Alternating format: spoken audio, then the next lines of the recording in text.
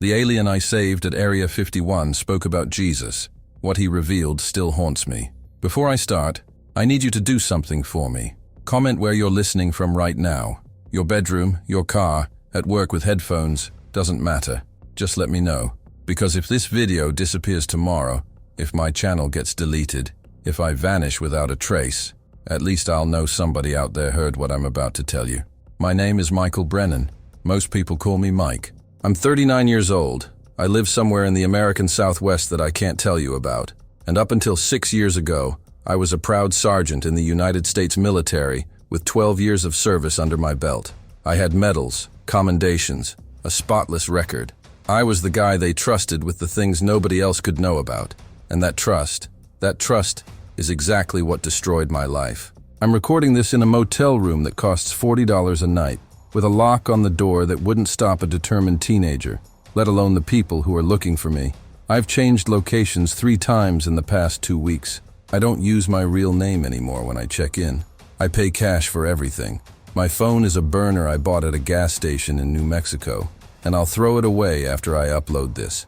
You might think I'm paranoid, and brother, I wish you were right. I wish this was all in my head, some kind of PTSD-induced delusion from my time in the service. But the scars on my wrists from the restraints they used during the interrogations are very real. The nightmares that wake me up at 3 a.m. drenched in sweat are very real. And what I saw in September of 2019, 40 meters below the Nevada desert, that was real too. I grew up in a small town outside of Austin, Texas. My grandmother raised me after my parents died in a car accident when I was 7. She was one of those old-school Catholics, the kind that had a rosary in every room and made you kneel on rice if you missed Sunday Mass. I'm talking about a woman who had a portrait of Jesus Christ right next to the family photos, who spoke about God like he was a neighbor she had coffee with every morning. She died when I was 19, right before I enlisted, and I held her hand in that hospital room while she whispered prayers and told me she'd see me in heaven. I believed her. God, I really believed her. I kept her Bible on my nightstand for 15 years. Read passages before bed, went to chapel services whenever I could. I wasn't perfect, but I tried to be a good Christian, a good man. That Bible is in a dumpster somewhere in Arizona now. I threw it away 8 months after the incident, after I got out of the facility where they kept me. I tried to read it one more time, tried to find comfort in those familiar verses, but every word felt like a lie. Every promise of salvation, every mention of angels and miracles, every claim of divine truth, it all turned to ash in my mouth, because I know the truth now. I know what Jesus Christ really was. I know where he came from, why he was here, and where he went when he ascended to heaven.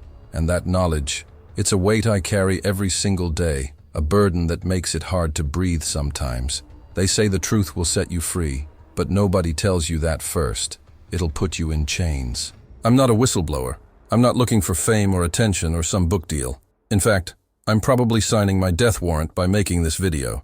The non-disclosure agreement I signed after they released me from that place. Breaking it is a federal offense, but they classified it under national security protocols that don't officially exist, so good luck taking me to court without admitting what really happened.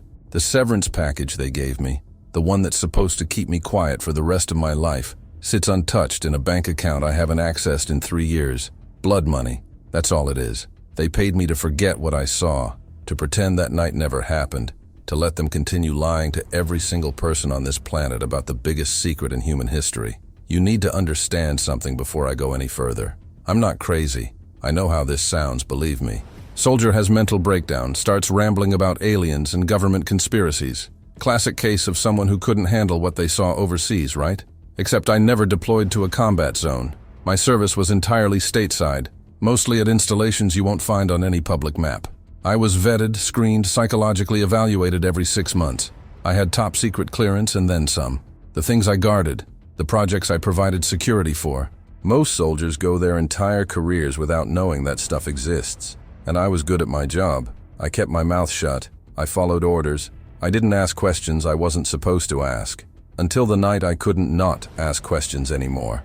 The facility where it happened isn't called Area 51. That's just what civilians call it. The mythology that grew up around a place that does exist, but doesn't do what people think it does. The real work happens in places without names, in levels below levels, in sections of military installations that aren't on any blueprint. I worked in one of those places. My job was simple: stand at my post, monitor my sector, respond to alerts, and above all, never talk about what I might see or hear. For 4 years, I did exactly that. I saw things that would make your head spin, technology that seemed like magic, projects that bent the laws of physics. But I kept quiet, cashed my paychecks, told my girlfriend I worked in logistics management at a research facility, and it was fine. It was a good life, steady and secure. Then came Tuesday, September 17th, 2019. It started like any other shift. I clocked in at 2200 hours, grabbed coffee from the break room that tasted like burnt plastic, took the elevator down past the levels marked with numbers and into the ones marked with colors. I was assigned to red level that night, which was unusual, but not unheard of. Red level was where they kept the biological assets, the living specimens, the things they studied that used to be alive somewhere else. I'd only been down there a handful of times, and every time I went, I felt like I was walking through a nightmare disguised as a research lab. The air was different down there, colder and heavier, like the ventilation system was pumping in dread instead of oxygen. But I had my orders, so I went. I took my position outside Sector 7, checked my weapon, and settled in for what I thought would be another quiet 12-hour shift watching scientists in hazmat suits walk past. It was a Tuesday, a completely normal, boring Tuesday, until exactly 03:17 hours when the alarm started screaming and my entire world exploded into chaos. Let me tell you what a normal night shift looks like 40 meters below the Nevada desert, in a place that officially doesn't exist. You take an elevator that goes down and keeps going down until your ears pop twice from the pressure change. The walls change from concrete to reinforced steel to something else entirely, something that looks almost organic, like the deeper you go, the less human the architecture becomes. There are 7 main levels, each one color-coded instead of numbered once you pass a certain depth. White level is administration and standard research. Blue level is where they test the technology they've recovered. Green level is weapons development. And red level is where they keep the things that breathe, or used to breathe, or breathe in ways we don't fully understand. I'd been working there for 4 years, and I still didn't know what was kept in the levels below red. Nobody at my clearance level did, but sometimes late at night, you could feel vibrations coming up through the floor, rhythmic and deliberate, like a massive heartbeat somewhere in the depths. The facility runs on 12-hour shifts, and night shift is when they do the sensitive work, the experiments they don't want too many eyes on. There were maybe 40 people total in the entire complex during my shift, spread across all the levels. Most of them were scientists, a handful of technicians, and 5 security personnel, including me. We had a lieutenant named Morrison who coordinated security from a control room on blue level, watching dozens of camera feeds and monitoring the access logs. Protocol was simple: stay at your assigned post, respond to radio calls, and if you see something unusual, report it up the chain and let the people with PhDs handle it. In 4 years, the most exciting thing that had happened on my watch was a small fire in a storage closet on white level. I'd started to think of it as the easiest paycheck in the military: high security clearance, government contractor salary, boring 12-hour shifts where nothing ever happened. I should have known better. That Tuesday night, September 17th, I was assigned to red level for the first time in about 3 months. Red level was different from the others in ways that made your skin crawl if you paid too much attention. The lighting was dimmer, casting everything in shadows that seemed to move when you weren't looking directly at them. The temperature was kept cold, somewhere around 45 degrees, supposedly for the biological specimens, but it felt more like they were trying to preserve something else, something in the air itself. There were 12 sectors on red level, each one a self-contained laboratory with its own airlock, its own filtration system, its own protocols. Sector 7 was at the far end of the main corridor, and it was always the quietest. I'd walked past it dozens of times and never seen more than 2 scientists go in or out. The door was reinforced titanium, 3 feet thick, with biometric locks and a small window made of something that looked like glass, but definitely wasn't. You couldn't see much through it, just vague shapes and blue light. I took my position outside Sector 7 at exactly 22:30 hours, right on schedule. My post was a small alcove with a desk, a monitor showing the sector's external camera feed, and a chair that was somehow both uncomfortable and boring at the same time. The hallway stretched out in both directions, empty and silent, except for the constant hum of the ventilation system. Every 20 minutes or so, a scientist would walk past heading to one of the other sectors, nod at me without making eye contact, and disappear behind another titanium door. That was the routine. That was what made the money feel earned, just being present, being the guy with the gun in case something went wrong. Except nothing ever went wrong. I'd started bringing a book with me on shifts, which was technically against protocol, but everyone did it. That night I was reading some thriller novel about a conspiracy in Washington, and I remember thinking how fake it all seemed, how Hollywood always got the details wrong about classified facilities. At 03:17 hours, I was 3 chapters into the book when every alarm in Red Level started screaming at once.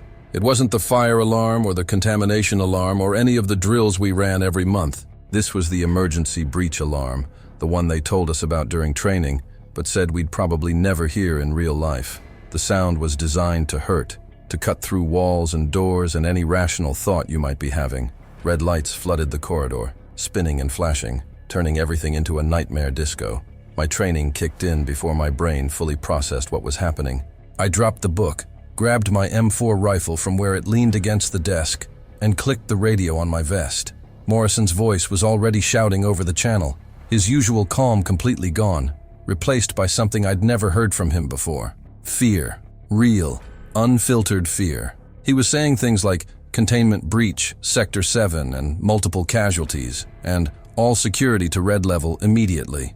I looked at the monitor on my desk and felt my blood turn to ice. The camera feed from inside Sector 7 was still working, but what it showed didn't make sense.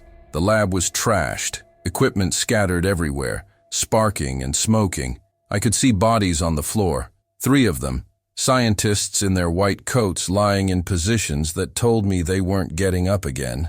And there was something else moving in the frame, something fast and desperate, darting between the overturned tables and broken machinery. The camera quality wasn't good enough to make out details, but whatever it was about the size of a person and it moved wrong, too fluid and too quick, like it understood physics differently than we did.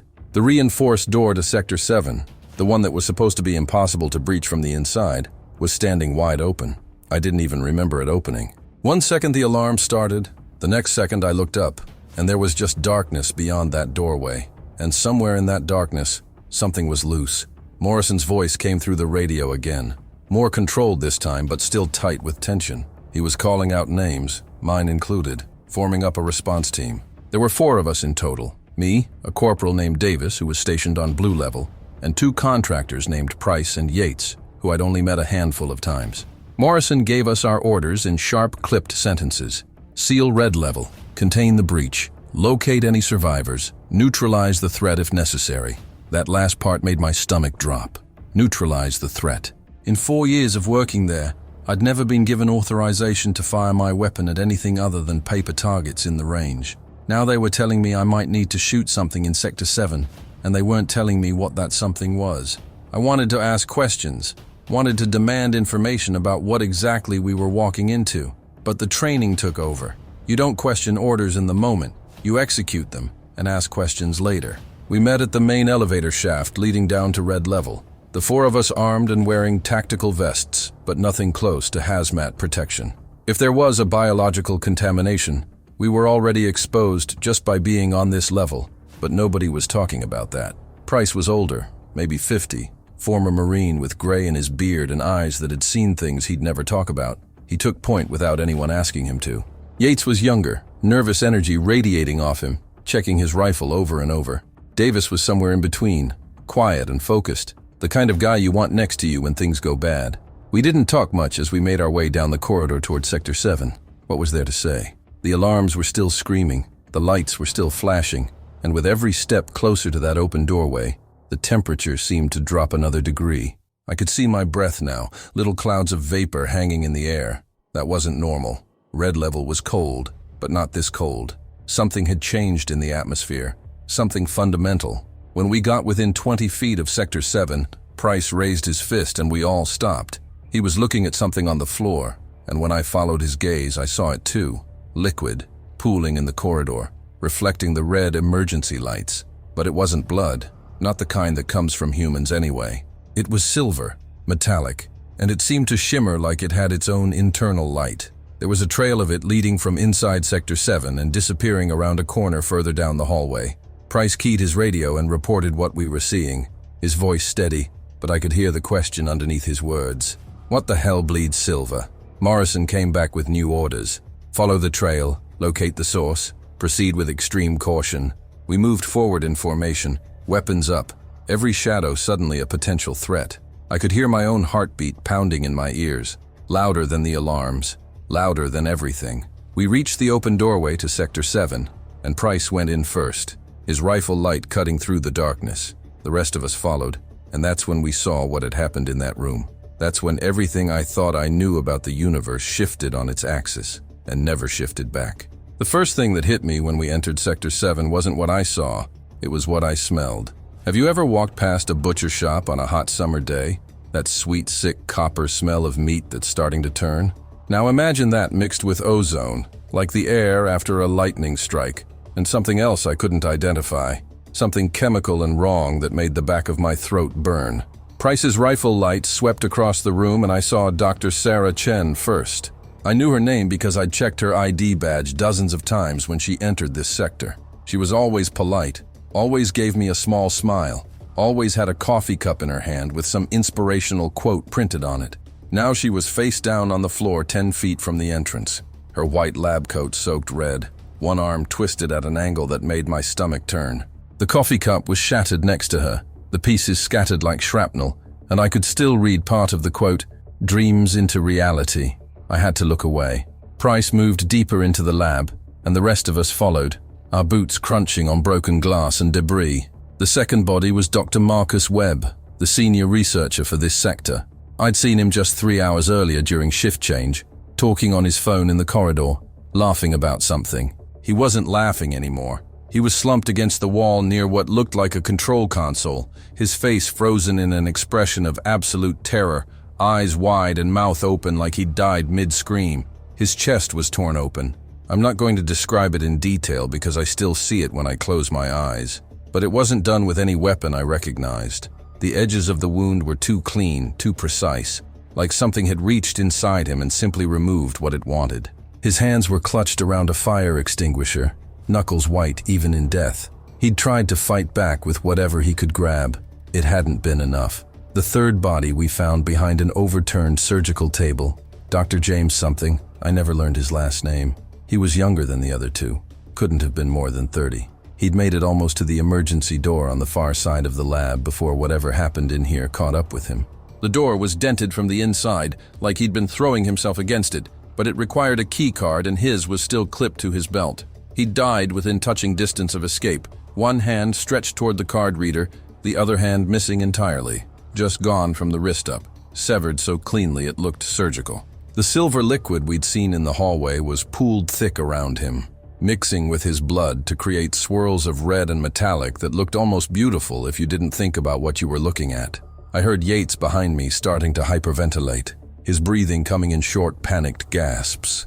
Davis put a hand on his shoulder, said something low and steady, bringing him back. The lab itself looked like a tornado had gone through it, if tornadoes were intelligent and angry. Equipment was scattered everywhere, monitors smashed, cables ripped from the walls still sparking with electricity. A microscope that probably cost more than my annual salary was embedded in the ceiling somehow, driven upward with enough force to punch through acoustic tile and metal framework. There were claw marks on the walls, 4 parallel gouges cut deep into reinforced steel that was supposed to be nearly indestructible. Whatever made those marks was strong, far stronger than any human, and the pattern was wrong. 4 fingers, no thumb, each one ending in something sharp enough to cut through metal like butter. I ran my finger along one of the gouges, felt how smooth it was, how deep. This wasn't the panicked flailing of a trapped animal. This was deliberate. This was rage. In the center of the lab was what I can only describe as a containment cell, though that word doesn't do it justice.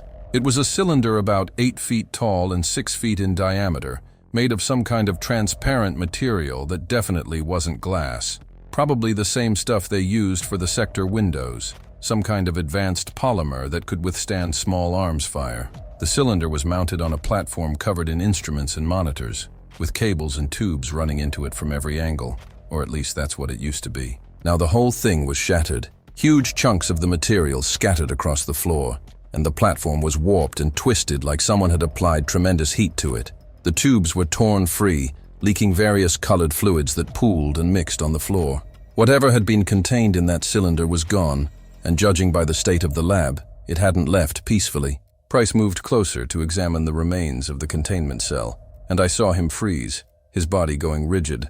On the platform, partially hidden by a fallen monitor, was a hand, not a human hand.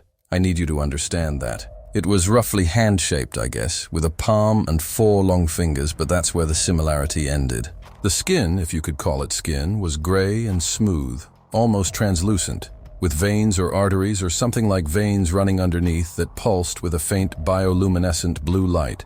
The fingers were too long, probably 7 or 8 inches each, and they ended in short black claws that looked organic, like they'd grown that way instead of being attached. The hand was severed at the wrist, and that silver liquid was oozing from the wound, slow and thick like mercury. It was still warm when Price picked it up with his gloved hand, holding it carefully like it might explode. None of us said anything for a long moment. What do you say when you're looking at proof that we're not alone in the universe, that everything we've been told is a lie, and it's severed and bleeding on a laboratory floor? Morrison's voice crackled over the radio, demanding a status report, asking what we were seeing. Price keyed his mic, and in the calmest voice I've ever heard, like he was describing what he had for lunch, he said, 3 KIA, containment breach confirmed. Specimen is mobile and armed, requesting immediate lockdown of all levels and medical support for casualties. Specimen, that's what he called it. Like it was a lab rat that had escaped its cage, not something that had just killed 3 people and torn through steel like tissue paper. Morrison acknowledged and said support was on the way, but we all knew that was a lie. Nobody was coming down here until they were sure whatever was loose had been neutralized. We were on our own. Price turned to the rest of us and started giving orders, his military training overriding whatever fear or confusion he might have been feeling. Davis would stay here and secure the scene. Yates would check the adjacent sectors to make sure the specimen hadn't breached any other containments. And Price and I would follow the blood trail, track this thing down before it made it to the elevator shaft and potentially up to the other levels. I didn't want to go. God, I really didn't want to go. Every instinct I had was screaming at me to get out of that lab, get on the elevator, and keep pressing the up button until I saw sunlight again. But I'm a soldier, or I was a soldier, and soldiers follow orders even when those orders are going to get them killed. Price and I moved back to the entrance of Sector 7, found where the silver blood trail continued down the corridor, and started following it. The trail was erratic, weaving from one side of the hallway to the other, with smears on the walls where the creature had touched or leaned or dragged itself. It was heading away from the main elevator, deeper into red level, toward the areas I'd never been authorized to access. The emergency lights cast everything in that pulsing red glow, and our rifle lights created shadows that seemed to move on their own.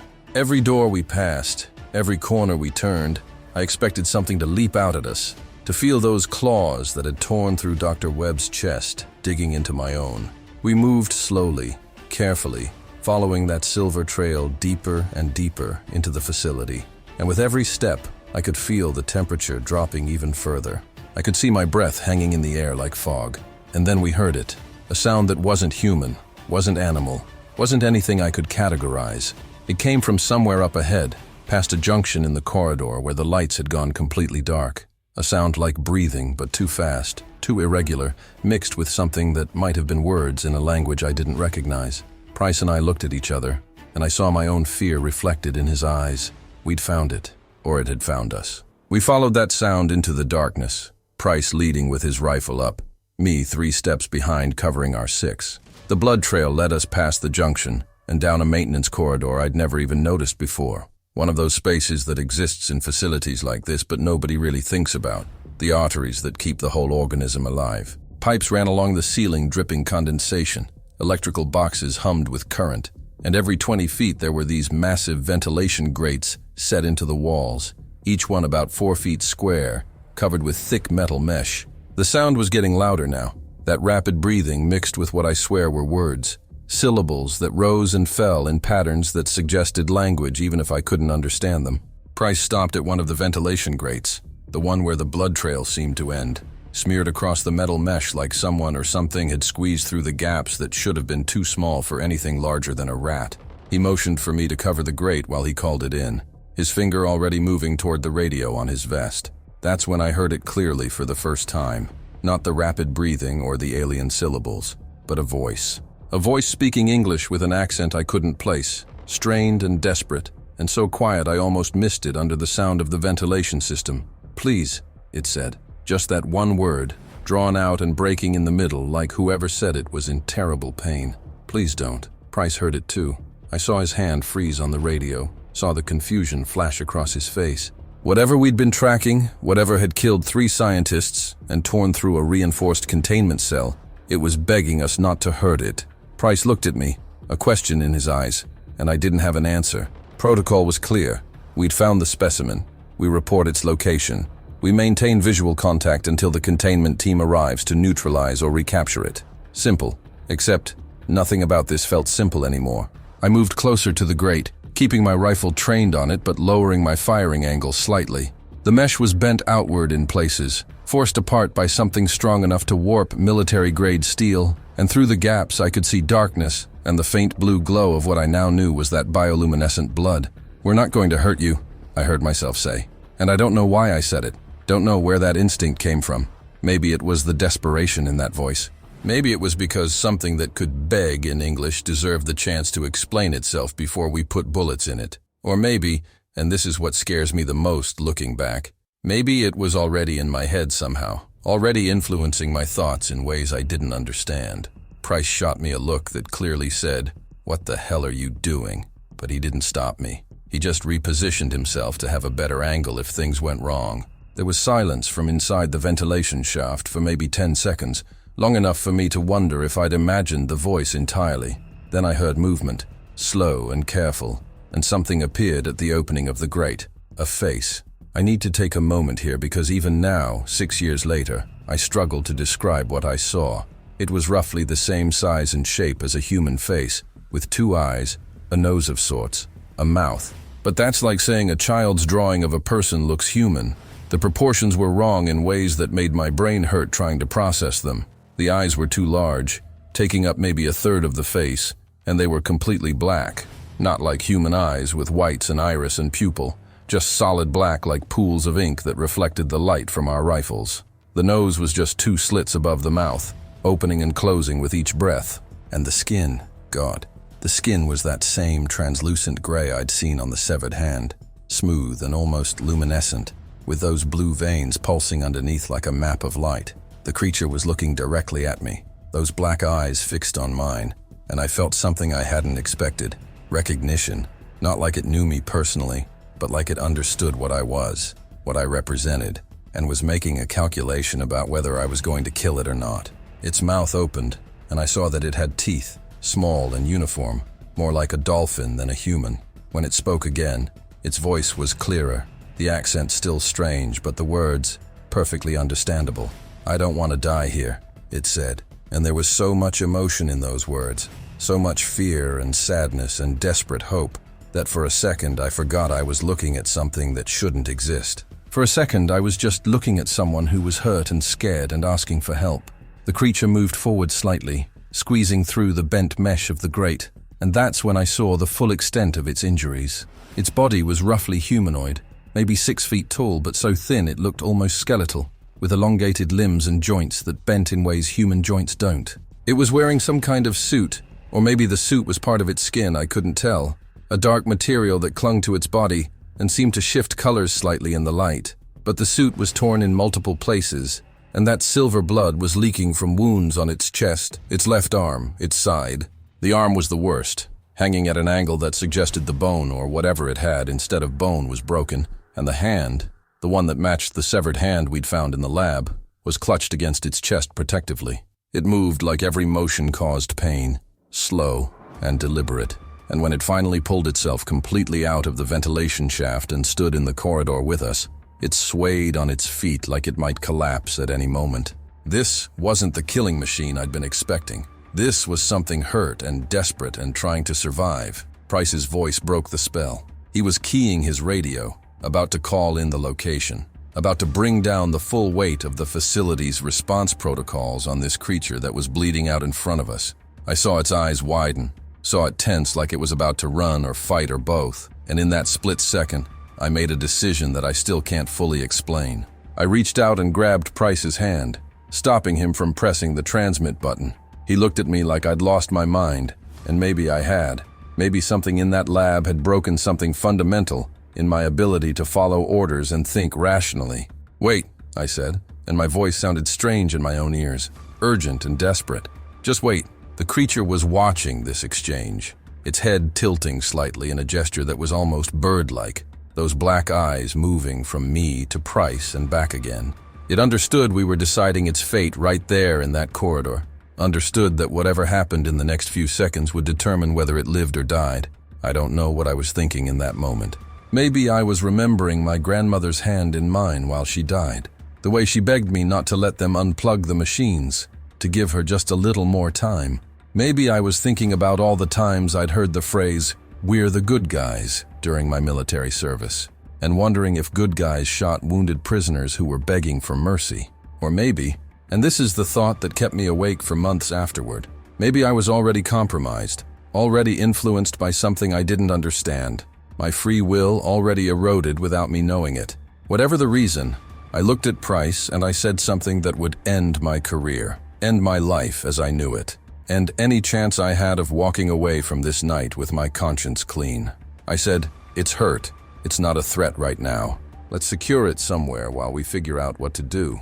Price stared at me for a long moment, his finger still on the radio button, and I saw the war happening behind his eyes. Then, slowly, he lowered his hand. The creature seemed to understand what had just happened. It made a sound, soft and rhythmic, that might have been relief or gratitude or just exhaustion. Then it spoke again, those black eyes locked on mine. "Thank you," it said, and the words were so human, so genuine, that I felt something twist in my chest. "My name is..." And it made a sound that I can't reproduce with human vocal cords, a series of tones and harmonics that lasted maybe 3 seconds. "But you can call me Observer. That's what we are. We observe." Price and I exchanged glances. Observer. It had a name, or a function, or a designation. It wasn't just a specimen anymore. It was a person, or something close enough to a person that the distinction didn't matter. I asked the question that was burning in my mind. The scientists in the lab. Did you kill them?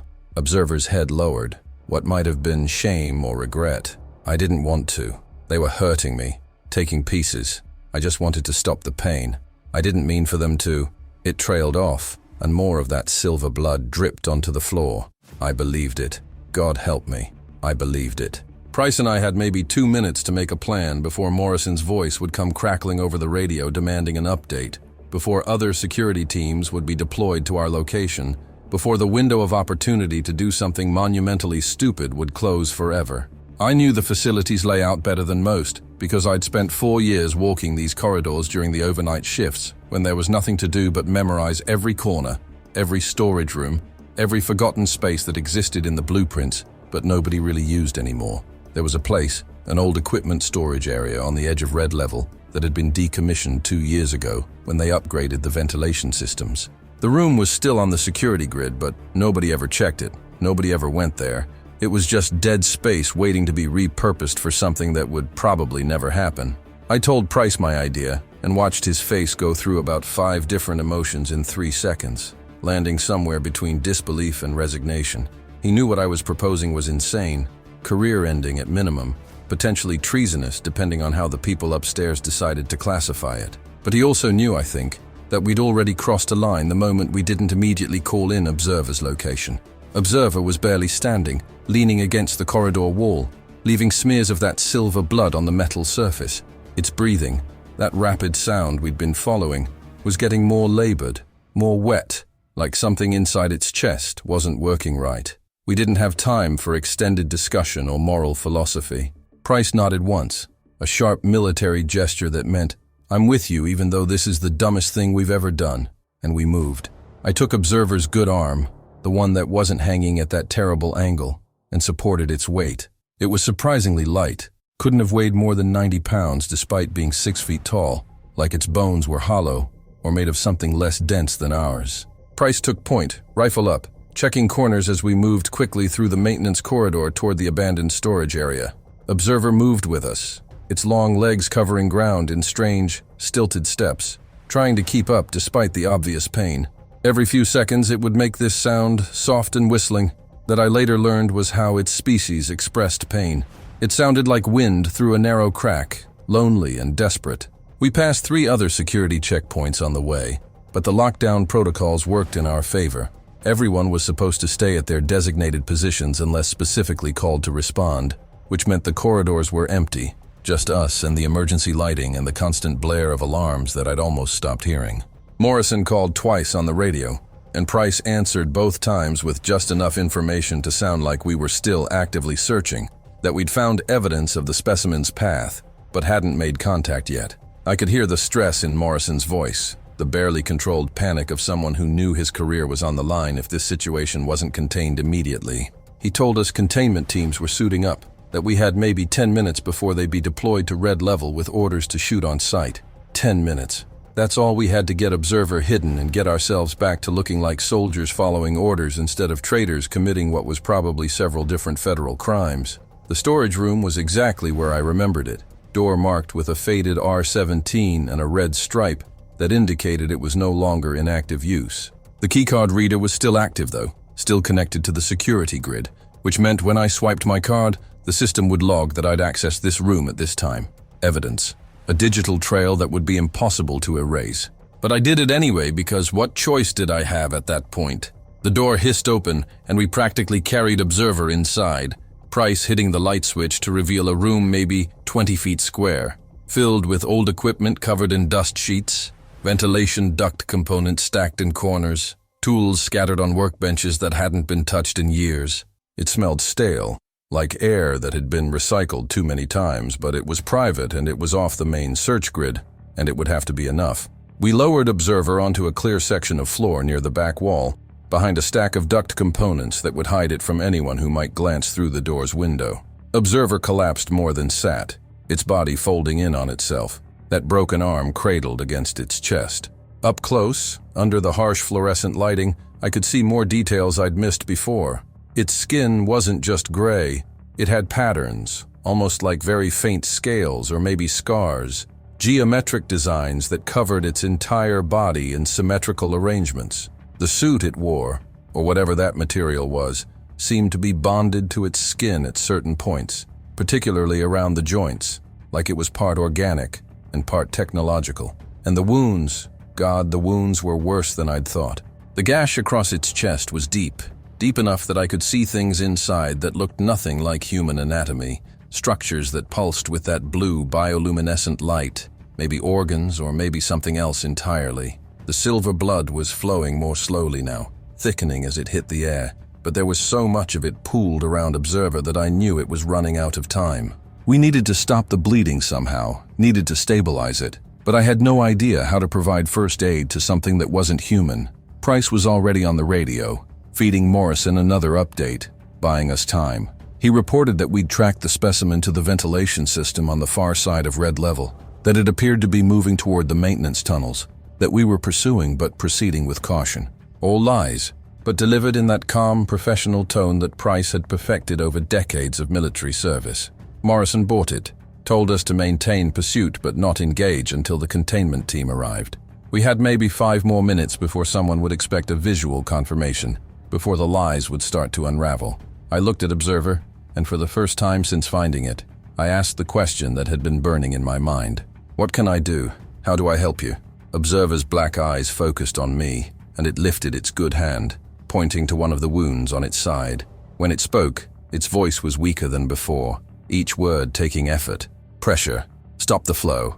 Your medicine won't work on me, but pressure, that's universal. And heat. We heal faster with heat. I stripped off my tactical vest and rolled up my sleeves, then looked around the storage room for anything I could use. There were shop rags on one of the workbenches, relatively clean, and I grabbed a handful of them. I pressed them against the wound on Observer's side, applying steady pressure, and felt the silver blood soak through immediately, warm and slick against my hands. Observer made that whistling sound again. Pain, but it didn't pull away. Its good hand came up and wrapped around my wrist, not restraining me, but just holding on, like it needed the physical connection to ground itself. The fingers were longer than mine, the joints in different places, but the gesture was so fundamentally human that I felt that twist in my chest again. We stayed like that for maybe 30 seconds, me applying pressure, observer holding my wrist, neither of us speaking. Then it said something that changed everything. You have questions. I can see them in your eyes. You want to know what I am, why I'm here, what this place really is. I'll tell you everything. But first, I need to tell you about someone you know, someone you've been taught to worship. Because if we're going to trust each other, you need to understand that everything you believe about your world is a lie. I didn't understand what it meant at first. My brain was too focused on the immediate crisis, on the blood soaking through the rags, on the sound of boots in the corridor outside getting closer. But Observer's eyes held mine, and I saw something in those black depths that looked like urgency mixed with sadness. "You're Jesus Christ," it said, and I felt my entire body go cold. He was real. He was one of us. And I need to tell you what really happened 2,000 years ago before the containment team finds me and you lose your only chance to learn the truth. Price had stopped talking on the radio. He was staring at Observer, his face pale, his rifle hanging loose in his hands. I wanted to tell Observer to stop talking, that this wasn't the time, that we needed to focus on keeping it alive. But I couldn't find my voice, because part of me, the part that had been raised by my grandmother with her rosary and her Bible, and her absolute faith in divine truth, desperately needed to hear what Observer was about to say. Even if it destroyed everything I'd ever believed, the alarms were still screaming throughout the facility. Morrison's voice was on the radio again, more insistent now, asking for confirmation of visual contact. Price ignored him, just kept staring at Observer like he was looking at either a demon or an angel, and couldn't decide which. I kept pressure on Observer's wound, felt its heartbeat or whatever passed for a heartbeat pulsing under my hands, rapid and irregular. And in that abandoned storage room, surrounded by dust and old equipment, and the evidence of our betrayal, Observer began to tell me about the biggest secret in human history.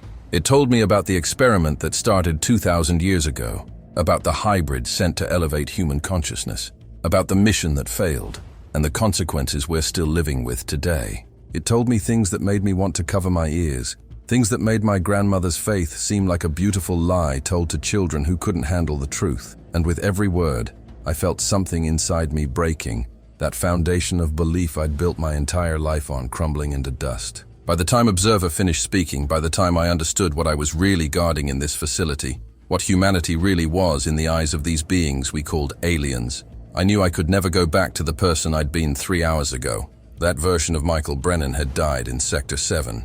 I just hadn't realized it yet. I needed a moment to process what Observer had just said, but time was a luxury we didn't have. Price was at the door, watching through the small window for any sign of patrol teams, his body tense like a coiled spring. I could hear voices in the corridor outside, muffled and distant but getting closer. The containment teams were spreading through red level, methodically checking every sector, every room, and eventually they'd reach R17, no matter how forgotten it was supposed to be.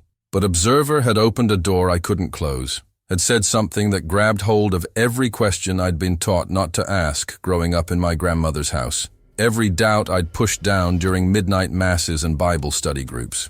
I kept pressure on its wound, felt that silver blood still seeping through the rags, and I asked the question that every human who's ever looked at the stars has wanted to ask. What are you? I mean, where do you come from? Why are you here, on Earth, in this facility? My voice sounded strange, hollow, like it was coming from someone else's throat. Observer's black eyes studied me for a moment, and I had the distinct feeling it was deciding how much truth I could handle. Observer shifted slightly, wincing with pain, and when it spoke, its voice was clearer than before, like talking about its purpose gave it strength despite the injuries. We are watchers, observers. That's what my people have always been, across thousands of worlds, millions of years. We don't conquer, we don't colonize, we don't interfere. Usually, we watch, we document, we study how life evolves, how consciousness develops, how civilizations rise and fall. It paused, took a breath that rattled in its chest, then continued. Earth is one of 14,000 planets my people actively monitor. You are young, your species, barely a heartbeat in cosmic time. We've been watching you since before you discovered fire, before you built your first cities, before you created the gods you pray to. Every major shift in your evolution, we were there, recording, analyzing, and sometimes it hesitated, and I saw something in its expression that might have been shame. Sometimes we interfered, not directly but through guidance, through inspiration, through genetic modification. The words hung in the air like smoke, and I felt my worldview cracking further. Genetic modification. That's what it said. Not divine creation, not natural evolution, but something in between, something guided by beings with technology so advanced it would look like magic to anyone who witnessed it. Price had abandoned his position at the door and was now standing closer, listening, his face pale and drawn. He'd grown up Catholic too. I knew that from conversations during long night shifts. Whatever Observer was about to tell us would shatter him the same way it was shattering me. I needed to ask, needed to understand the scope of this. The scientists in the lab, they were studying you, taking samples. You said, taking pieces. How long were you in that cell? Observer's eyes closed for a moment, and when they opened again, there was such depth of pain in them that I had to look away. 47 of your days. They would sedate me, cut into me, remove tissue samples, test my blood, measure my responses to different stimuli. Some were genuinely curious, trying to understand. Others, it trailed off, and I understood what it wasn't saying. Others had been cruel, had enjoyed having power over something helpless. But that raised another question, one that didn't make sense with what I'd been told about the facility's purpose. If you're so advanced, if your people have been watching us for thousands of years, how did we capture you? How did you end up in that cell? I expected anger at the question, defensiveness maybe, but Observer just made that sound that might have been their version of a sad laugh. You didn't capture me, Sergeant Brennan. I surrendered. I volunteered. The words hit me like a physical blow, and I actually stopped applying pressure to its wound for a second before catching myself. You what? Observer's good hand gestured weakly around the room, encompassing the facility, the whole nightmare we were living through. This place, what you call Area 51, what exists in these levels below the desert. It's not a prison, it's an embassy, a trade agreement that your governments don't tell your people about, because the truth would cause mass panic, would destroy social order, would make people question everything they believe about humanity's place in the universe. Price was the one who spoke next, his voice rough with disbelief. You're saying our government knows about you? That this is sanctioned? Observer's head moved in what might have been a nod. Since 1947, your people recovered one of our damaged vessels in New Mexico. But we weren't crashed. We were landing, coming to make contact, and your military shot us down thinking we were enemies. In the aftermath, when cooler heads prevailed, an agreement was reached.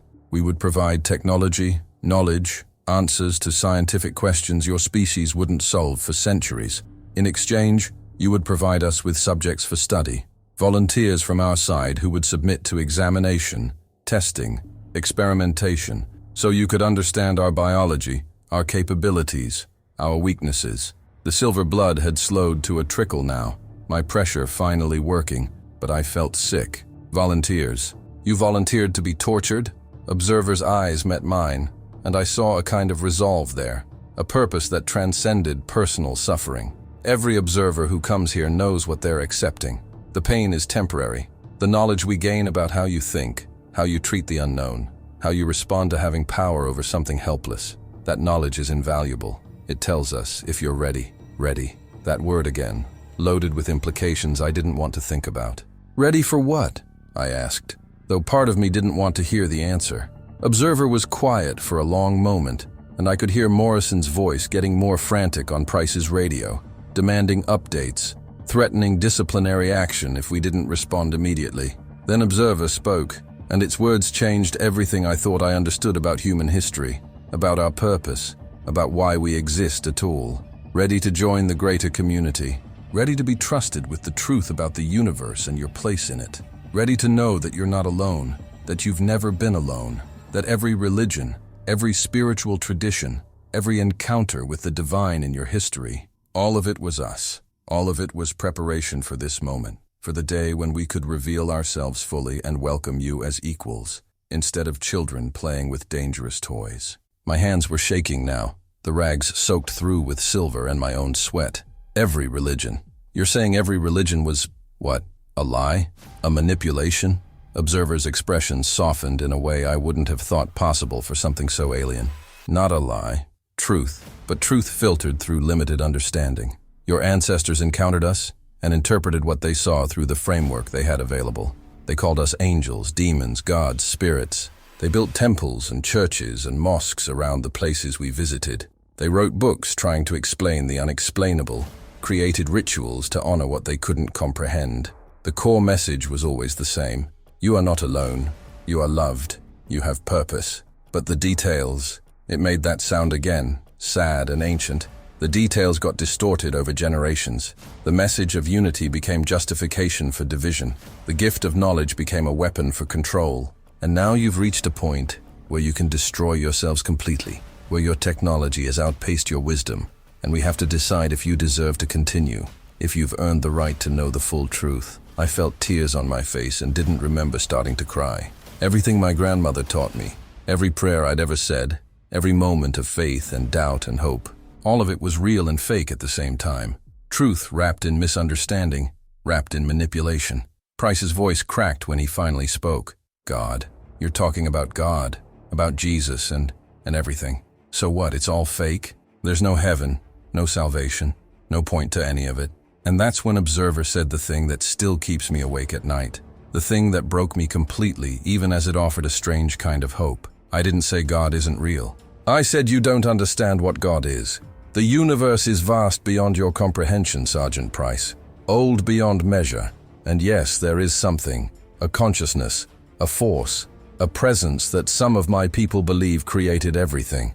But it's not what you think it is. It's not a man in the sky judging your sins. It's something so much bigger and stranger that human minds can't process it without breaking. So we gave you metaphors. We gave you stories. We gave you... Oh, it paused, and I knew what it was going to say before it said it. We gave you Jesus Christ, a hybrid, part human, part us, engineered to bridge the gap between your limited understanding and the infinite truth. He was real, Sergeant Brennan. Every word your grandmother told you about him was real, just not in the way she thought. The room felt like it was spinning. Price had his back against the wall, sliding down until he was sitting on the floor, his rifle forgotten beside him. Morrison's voice on the radio was screaming now, sending teams to our last known location, promising court-martial and worse if we didn't respond. And I just kept staring at Observer, at this dying alien who had volunteered to be tortured, so its people could judge whether humanity deserved to know we weren't alone. My voice, when I finally found it, was barely a whisper. Tell me about Jesus. Tell me what really happened. Observer's eyes held mine, and I saw something like compassion in those black depths. I'll tell you everything, but you need to understand. Once you know the truth, you can never unknow it. Your faith, your beliefs, your entire understanding of reality. It will all change. You won't be able to walk into a church again without seeing the lie and the truth simultaneously. Are you sure you want this burden? I thought about my grandmother, about her hand in mine while she died, about her absolute certainty that she was going to heaven, going to see Jesus, going to be reunited with everyone she'd ever lost. Part of me wanted to refuse, to stay ignorant, to keep that beautiful lie intact. But I was already too far gone, already too deep in this nightmare. The only way out was through. Tell me, I said, and Observer began to speak. Observer's voice became softer, almost reverent, when it began speaking about Jesus. And that reverence somehow made everything worse because it meant what I was about to hear wasn't said with cruelty or mockery, but with genuine respect for something that had mattered, something that had failed, something that still carried weight 2,000 years later. 2,026 years ago, by your calendar, my people faced a decision about your species. You had reached a critical point in your development, the point where every civilization either transcends its violent nature or destroys itself completely. You had discovered agriculture, built cities, created writing, developed philosophy and art. But you were also perfecting warfare, creating social hierarchies based on cruelty, treating each other with a brutality that concerned us deeply. We had seen it before, on other worlds. Species that reached this threshold and failed to cross it. Species that annihilated themselves within generations. We wanted to help you, but our protocols forbid direct interference. We can't just land our ships and announce ourselves. can't impose peace through superior force. Consciousness has to evolve naturally, or it doesn't evolve at all. So we decided to try something different, something we'd never attempted before. We decided to send you a teacher, a guide, someone who could walk among you as one of you, but with the knowledge and abilities to show you a different path. I was still holding pressure on Observer's wound, but my hands felt numb, disconnected from my body. Price hadn't moved from where he sat against the wall, his eyes fixed on Observer with an intensity that was almost frightening. Outside the door, I could hear footsteps, voices, the systematic search getting closer, but it felt distant, unimportant compared to what I was hearing. Observer continued, its voice steady despite the pain I knew it must be feeling. We chose a region where multiple cultures intersected, where trade routes and ideas flowed freely, where a message could spread organically. The Eastern Mediterranean, specifically the Roman province of Judea. We chose a young woman named Mary, or Miriam in her language, who lived in the village of Nazareth. She was chosen very carefully. Her genetic profile showed markers for enhanced empathy, increased neural plasticity, higher than average capacity for abstract thought. But more importantly, she was kind. In a world of cruelty, she treated even the lowest outcasts with dignity. She would raise the hybrid with love, we determined, would nurture rather than corrupt. That mattered. It always matters how you're raised, even for a being engineered to transcend human limitations. The word hybrid kept echoing in my head, and I thought about every painting I'd ever seen of Jesus, every statue, every depiction showing a tall, bearded man with kind eyes and an otherworldly presence. Observer seemed to read my thoughts, or maybe the expression on my face was just that transparent. Mary's pregnancy was not miraculous in the way your religions teach it, but it was miraculous in other ways. We used what you might call genetic engineering, though that term doesn't fully capture what we did. We took human DNA from Mary herself and combined it with genetic material from one of our most gifted telepaths, one of our wisest teachers, one of our greatest healers. The combination was done carefully, with precision. Your scientists won't achieve for another 100 years at least. The embryo was implanted while Mary slept, a procedure so subtle she never felt it happen. When she woke, she remembered a dream of light and voices, of being told she would bear a son who would change the world. That part was true. We did tell her that. But she processed it through her existing framework, her Jewish faith, her understanding of prophets and angels. She thought God had chosen her, and in a way, she was right. Just not the God she imagined. I felt something breaking inside my chest, felt my grandmother's voice in my memory, reciting the story of the Annunciation, the angel Gabriel appearing to Mary, the divine conception, the virgin birth. It had been her favorite story, the one she told me before bed when I was young, her voice full of wonder at God's mysterious ways. And now I was learning it was a medical procedure, an experiment, genetic manipulation dressed up in religious language because humans 2,000 years ago had no other way to explain what they were witnessing. What about Joseph? I heard myself ask, and my voice sounded hollow, mechanical. Observer's head tilted in that bird-like gesture. Joseph was real. A good man who chose to stay with Mary despite the scandal of her pregnancy, despite everyone in their village knowing the child wasn't his. We didn't plan for Joseph, didn't account for human loyalty and love overriding social pressure, but his presence was beneficial. The child needed a father figure, needed stability and protection in those early years. Joseph provided that. Observer shifted, and I saw fresh silver blood seep through the rags I was holding. It was running out of time. We both knew it, but it kept talking like getting this story out mattered more than survival. The hybrid was born naturally, though Mary's labor was shorter than normal, less painful than it should have been. We monitored from orbit, ready to intervene if complications arose, but none did. The child's genetics were stable, his physiology functioning exactly as we'd designed it. He was human enough to pass visual inspection, to grow up without arousing suspicion. But his neural structure was different, enhanced, capable of processing information in ways that would seem supernatural to observers. His cellular structure incorporated elements of our biology, giving him abilities that your species wouldn't naturally possess for millions of years of evolution, if ever.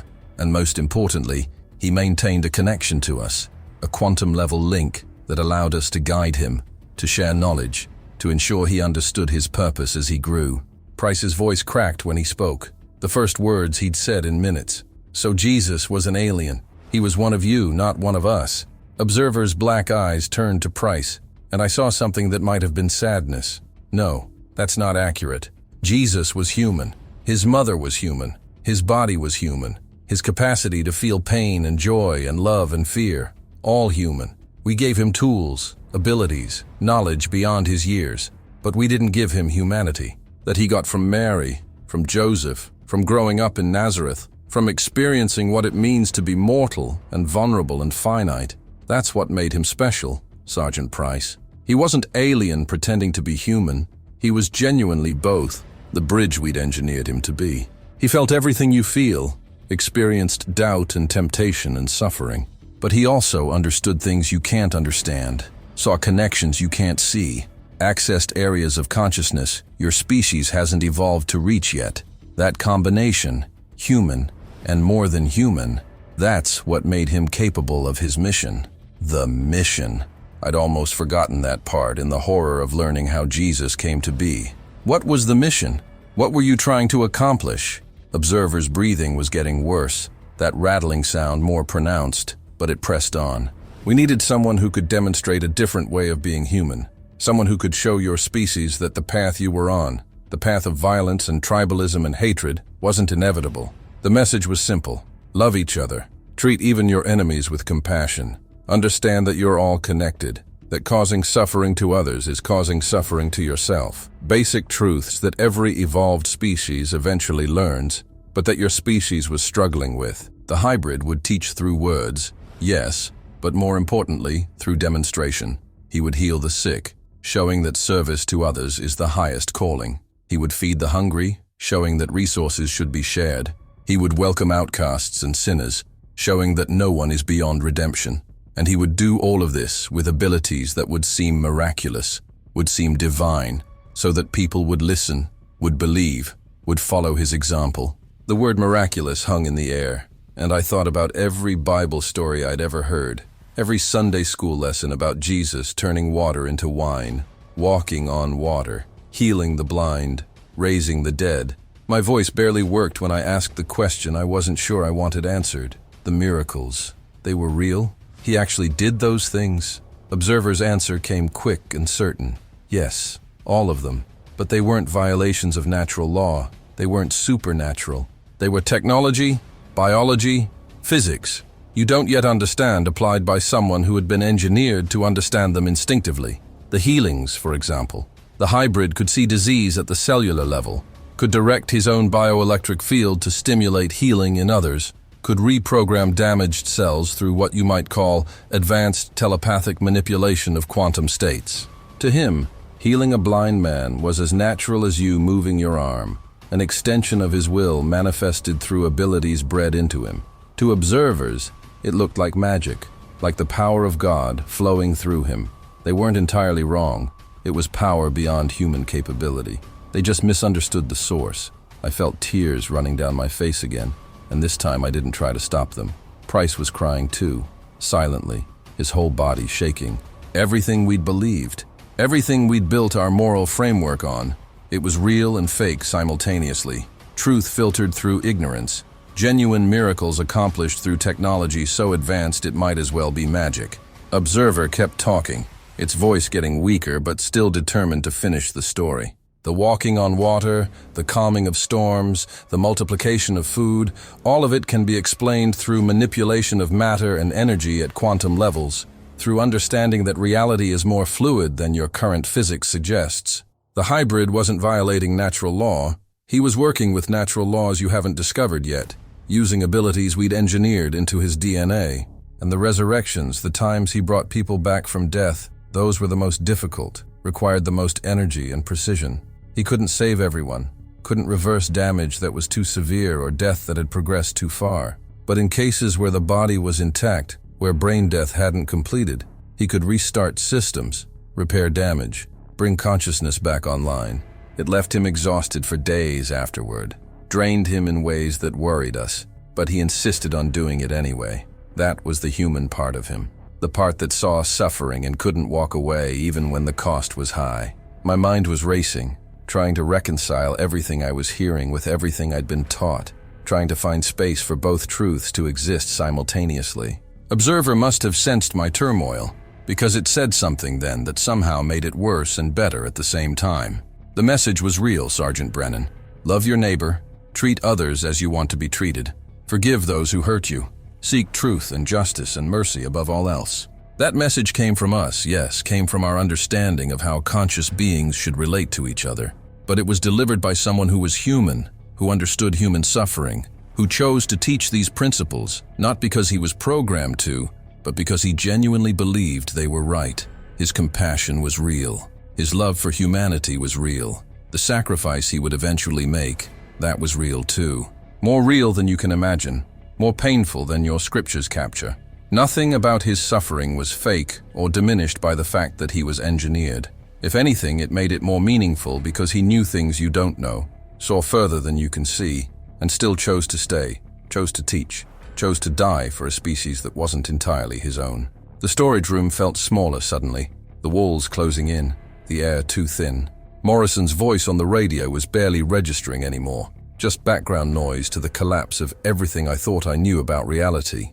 I looked at Observer, at this dying alien who had volunteered to be tortured, who was using its last reserves of strength to tell me truths that were destroying me. And I asked the question that my grandmother would have asked if she were here. Did he know? Did Jesus know what he was, where he came from? That he wasn't fully human? Observer's eyes closed for a moment, and when they opened, there was such profound sadness in them that I had to look away. Yes, he knew. We told him, when he was 12 years old, during what your Bible calls the incident at the temple where he amazed the scholars with his knowledge. That wasn't precocious human intelligence. That was us, finally revealing his true nature to him, downloading information into his consciousness, activating protocols that had been dormant in his genetics. The transition was traumatic for him. Imagine being told that everything you thought you were is a lie, that you're a hybrid, an experiment, that you were engineered for a purpose you didn't choose. He struggled with it for years, went into the wilderness to process what he'd learned, to decide if he would accept the mission or reject it. We gave him that choice. We couldn't force him. Free will is sacred, even for someone we created. I felt my faith shattering into pieces I knew I could never put back together. And I wondered if this is what hell felt like. This knowledge that changed everything and offered no comfort in return. Observer's breathing had become more labored, each word now costing it visible effort. But it continued like this story was more important than survival, like getting the truth out mattered more than anything else. I checked the bandages, saw that the silver blood had finally stopped flowing, but Observer's skin was losing that faint luminescence it had before, turning darker, duller. It was dying, and we both knew it, but neither of us acknowledged it because there was still so much more I needed to hear. The star, Observer said suddenly, its voice barely above a whisper. The star of Bethlehem, that guided the wise men to the child. Your religions call it a miracle, a divine sign. It was one of our ships, maintaining a stationary orbit directly above Nazareth, its position drive creating a point of light in your sky that appeared to move because of Earth's rotation. We needed to monitor the hybrid's early development, needed to ensure no complications arose in those critical first years. The wise men, the magi from the east, they were astronomers, scientists of their time. They noticed this unusual celestial object that didn't behave like any star or planet they documented. They followed it out of curiosity, out of a desire to understand. When they reached the child, they recognized something extraordinary, even if they couldn't articulate what. They saw someone who didn't quite fit, who seemed to glow with potential. They brought gifts and left, and we let them tell their story, because stories matter, because legends prepare people for truth. Price's voice came from where he sat against the wall, hollow and broken. The angels. Every Christmas pageant I ever saw as a kid. Angels announcing the birth to shepherds. Angels watching over him. Those were you? Observer's head moved in that gesture I'd learned, meant affirmation. Not me, specifically. I wasn't born yet in your calendar. But yes, members of my species. The shepherds in the fields that night saw what they described as beings of light appearing in the sky, heard voices that seemed to come from everywhere and nowhere, proclaiming the birth of someone significant. What they actually saw were 3 of our observers materializing near their fire, using translation technology to speak their language, informing them that something important had happened in Bethlehem. We appeared to them because shepherds were outside the power structures of that society, were unlikely to report to authorities. but would spread word among common people. The hybrid's message was meant for everyone, especially those at the bottom of social hierarchies. The shepherds were perfect initial witnesses. They told everyone they met about beings from the sky announcing a special child, and the story grew with each retelling, became more elaborate, more supernatural. By the time it was written down generations later, simple observers in transport vessels had become angels with wings and halos and divine radiance. I thought about every nativity scene I'd ever seen, the porcelain figures on my grandmother's mantel, the pageants at church where kids wore wire coat hanger halos and bedsheet robes, and I felt something twisting in my chest that might have been grief or might have been anger. Observer continued, seeming to sense that we needed the complete story, that half-truths would be worse than full disclosure. Throughout the hybrid's ministry, we maintained contact. What your Bible describes as him going off alone to pray, spending nights on mountainsides communing with God, those were briefings. We would send down small transport vessels, meet with him in isolated locations, provide guidance, answer his questions, help him process the immense burden he was carrying. He was alone in ways you can't imagine, Sergeant Brennan. The only being of his kind on your entire planet, simultaneously human enough to feel every emotion, every doubt, every fear, but alien enough to never fully belong anywhere. The disciples loved him, followed him, believed in him, but they couldn't understand what he really was. He couldn't tell them without destroying the mission. So he carried that isolation, that terrible knowledge, and the only relief he got was those conversations with us, those moments where he could be fully himself with beings who understood both sides of his nature. Morrison's voice crackled over the radio again, more desperate now, threatening to report us as compromised, as potentially dead. Price reached over and turned the radio volume down without taking his eyes off Observer. We were committed now, past the point of pretending this was a normal security operation. We were listening to the truth about human history from something that shouldn't exist, and nothing would ever be normal again. I heard myself ask the question I was terrified to hear answered. The crucifixion. Did you let that happen? Did you watch him die? Observer's eyes closed, and I saw something that looked like pain cross its alien features. Pain that had nothing to do with its physical wounds. We didn't let it happen. He chose it. We begged him to let us extract him earlier, offered multiple opportunities for rescue. When he was arrested, we could have intervened, could have disabled the Roman guards, could have caused enough chaos for him to escape. He refused. When they were driving the nails through his wrists and feet, we were overhead in a cloaked vessel, watching in real time, and every one of us was advocating for immediate extraction. He told us no, not yet. The words hung in the air like lead, and I realized I was shaking, my hands trembling against Observer's wound. Price had his head in his hands, his shoulders shaking with silent sobs. Observer kept talking, its voice getting weaker but somehow more urgent. The crucifixion was real. Every moment of suffering your scriptures describe, that happened. The torture, the humiliation, the physical agony of that method of execution, all real. We didn't manufacture his suffering, didn't fake his pain. He felt everything, experienced every moment of that death in full human awareness. His last words, "Father, why have you forsaken me?" Those weren't scripted. That was genuine anguish, genuine feeling of abandonment, the human part of him crying out in despair. It broke us to hear it, to watch him die slowly over 6 hours when we could have saved him with a single transport beam. But he insisted the death had to be real, had to be witnessed, had to be complete. Only then, he said, would the message have power. Only genuine sacrifice would prove that his teachings weren't just words but principles worth dying for. I couldn't speak. My throat had closed up, tears streaming down my face, because what Observer was describing was somehow worse than if it had all been fake. If Jesus had been a con artist, a charlatan, a myth, I could have processed that, could have mourned the loss of faith and moved on.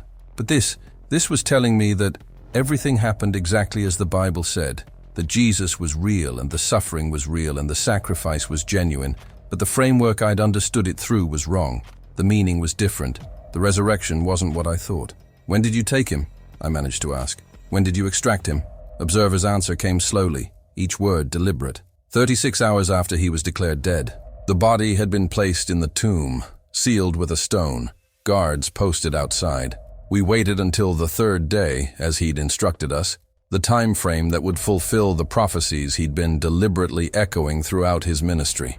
Then, at dawn, we transported him directly from inside the sealed tomb. The stone wasn't rolled away from the inside. We moved it remotely to show that something impossible had happened, something that defied natural explanation.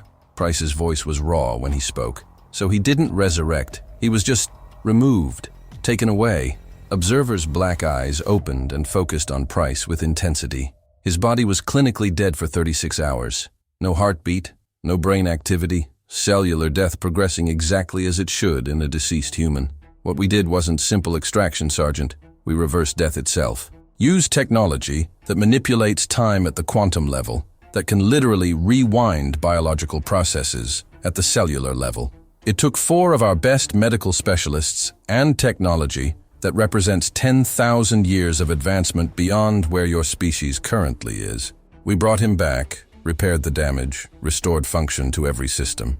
In your terms, yes, he died and was brought back to life. Resurrection is an accurate word, just accomplished through methods you call technology rather than what you call divine intervention.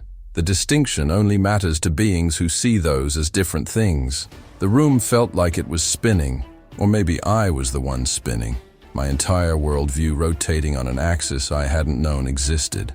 Observer wasn't finished. He remained with us for 40 days, what your Bible calls his appearances to the disciples. He would materialize in locked rooms using our transport technology, speak with his followers, show them his wounds to prove he was physically real, not a ghost or hallucination. He was saying goodbye, preparing them to continue the mission without him. But his body was unstable. The resurrection had taken a toll that even our technology couldn't fully repair. The hybrid genetics that had allowed him to perform miracles were breaking down, rejecting the resurrection protocols. He was dying again, slowly this time, but inevitably. So we extracted him permanently, what your Bible calls the ascension. He didn't float up into clouds. He was transported to our medical vessel, taken home to our world, where he could be properly cared for. The disciples saw him disappear into the sky, surrounded by light, and they called it ascending to heaven. They weren't wrong, really. He did go up. He did go to a better place, just not the place they imagined. My voice broke when I asked the next question. Is he still alive? Is Jesus still alive somewhere? Observer's expression became unreadable, those black eyes reflecting nothing. That depends on how you define alive. His consciousness persists. His memories and personality are intact, but his body, the human hybrid body he was born with, that failed completely about 30 years after the extraction. We transferred his consciousness to a different substrate, preserved his essential self in ways your neuroscience hasn't even theorized yet. He exists, but not in a form you would recognize. He watches over Earth still, observes your progress, hopes you'll eventually embrace the principles he died trying to teach you. Every prayer directed at him he hears. Every act of genuine compassion done in his name, he witnesses. He just can't respond the way people expect, can't perform miracles from across the galaxy, can't intercede in ways that would violate the protocols we established. His love for humanity is real and eternal, but also helpless in ways that cause him enormous pain. Imagine watching your children make terrible mistakes over and over, being unable to intervene directly, only able to hope they'll eventually learn. That's his existence now. Price stood up suddenly, his face pale, his hands shaking. Other religions. You said other religions were interventions too. Was it all lies? All of it? Observer's breathing was becoming more erratic, its time running out, but it answered. Not lies. Different approaches to the same problem, adapted to different cultures, different times. Buddha was one of ours, a full observer, not a hybrid, who took human form to teach Eastern philosophy principles that emphasized the same core truths: compassion, interconnection, transcendence of ego. Muhammad received genuine visions, genuine guidance, though not from Allah in the way Islam teaches, but from us, from observers attempting to course-correct civilizations that had strayed from the path. The miracles of Krishna, the wisdom of Confucius, the revelations of indigenous shamans across every continent, all genuine contact, all attempts to guide you toward the same destination. Evolve your consciousness, treat each other as one, recognize that you're all part of something larger. Every religion contains pieces of this truth, wrapped in cultural metaphor, distorted over time, weaponized by those seeking power.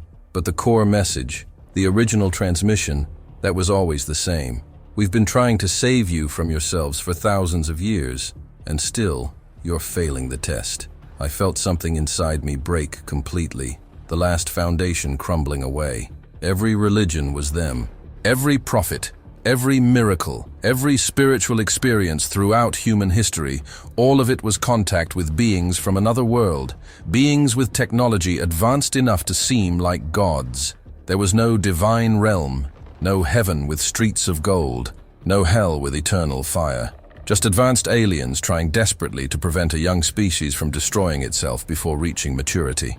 My grandmother's faith, her certainty, her peace in death, all built on misunderstanding, on primitive humans interpreting contact with advanced beings through the only framework they had available. Why? I heard myself asking, my voice barely functional. Why tell me this? Why destroy everything I believe? Observer's eyes locked on mine with intensity that felt physical. Because the test is almost over, Sergeant Brennan. Because humanity is reaching the point where you either transcend or destroy yourselves, and you're running out of time. Because someone needs to know the truth, needs to carry it forward, needs to tell others even if they don't believe. The age of metaphor is ending.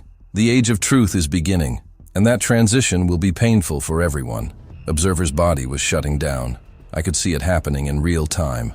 The bioluminescent veins that had pulsed with blue light were dimming, flickering like dying stars. Its breathing had become shallow and irregular, each breath a struggle. But its eyes remained fixed on me with terrible intensity, like it needed me to understand what came next. Like this was the most important part of everything it had told me. When it spoke again, its voice was barely audible, and I had to lean closer to hear over the sound of my own heartbeat pounding in my ears. After the hybrid's extraction, after what you call the ascension, we waited, we watched. We hoped that his message would take root, that humanity would evolve past its violent nature, that the sacrifice would mean something. For the first few centuries, it looked promising. His followers spread his teachings. Communities formed around principles of love and service. People genuinely tried to live differently. We thought maybe finally, this intervention had worked where others had failed. But then something happened that we hadn't anticipated, that we've seen on other worlds but hoped wouldn't happen here. You weaponized the message. You turned a teaching of universal love into a tool for division, for conquest, for justifying the exact behaviors the hybrid died trying to stop. Price was standing now, pacing in the small space behind the equipment, his movements jerky and desperate, like he was trying to physically escape what he was hearing. I just sat there, my hands still on Observer's wound, though there was nothing left to stanch, nothing left to save. Observer continued, and every word felt like a nail driven into something I couldn't quite name. Within 300 years of the hybrid's death, the religion built around his name was being used to justify warfare, to establish hierarchies of power, to exclude and condemn those deemed unworthy. The Crusades slaughtered millions in the name of someone who preached turning the other cheek. The Inquisition tortured and burned people for the crime of believing slightly different things than the official doctrine, all while claiming to serve someone who welcomed outcasts and sinners. Your religious wars, Protestant against Catholic, Christian against Muslim, sectarian violence that has never truly ended, all of it done in the name of teachers who preached peace. Do you understand what that means to us? We sent you the clearest message we could devise, delivered by someone who was one of you, who suffered and died to prove the message mattered, and you used it as justification for 2,000 years of atrocities. The words hit like physical blows, and I thought about every history book I'd ever read, every war fought over religious differences, every genocide justified by claiming God was on one side or the other. The Crusades, the conquistadors destroying indigenous populations while carrying crosses, the Salem witch trials, the Holocaust happening in Christian Europe, the sectarian violence in Ireland and the Middle East, and a dozen other places, all of it done by people who probably prayed to Jesus, who probably genuinely believed they were doing God's work. Observer wasn't telling me anything I didn't intellectually know, but hearing it framed this way, as evidence of humanity's failure of the most important test ever given to us, that made it different, made it unforgivable. That's why we implemented the quarantine, Observer said, and the word sent a chill down my spine. Quarantine. What does that mean? Price's voice came from behind me, tight with something that might have been fear or might have been rage. Observer's eyes closed for a moment. And when they opened, there was exhaustion in them that went beyond physical. It means we stopped intervening. After the Crusades, after it became clear that you were going to use every gift we gave you as a weapon, the Council of Observers that governs our species made a decision. Earth would be isolated. No more contact, no more guidance, no more prophets or teachers sent to redirect you. You would be left alone to either evolve naturally or destroy yourselves without our interference. The quarantine has been in effect for approximately 800 of your years. No observer ships in your atmosphere, no contact with your governments beyond the absolute minimum, no attempt to guide your development. This facility, places like it, they exist only because the agreements made in 1947 predated the quarantine and couldn't be broken without triggering larger conflicts. But we're not helping you anymore. We're just watching, documenting, waiting to see which path you choose. 800 years. I tried to process that, tried to understand what it meant. But you said you've been watching since before we discovered fire. You've been here for thousands of years. Why give up now? Observer made that sound that might have been a laugh, or might have been a sob. We haven't given up. We've accepted that some species can't be saved, that consciousness doesn't always evolve despite every advantage, despite every intervention. You're not the first world we've tried to guide, Sergeant Brennan. You're not even the first world we've sent a hybrid to. In the last million years, we've attempted similar interventions on 47 different planets, with 47 different species at critical junctures in their development.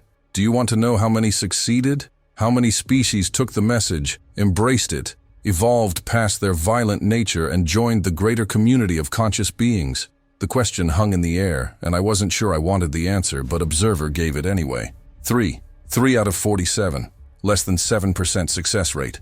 The rest either destroyed themselves through warfare or environmental collapse, or they survived but remained too violent, too tribal, too dangerous to be allowed into the greater community.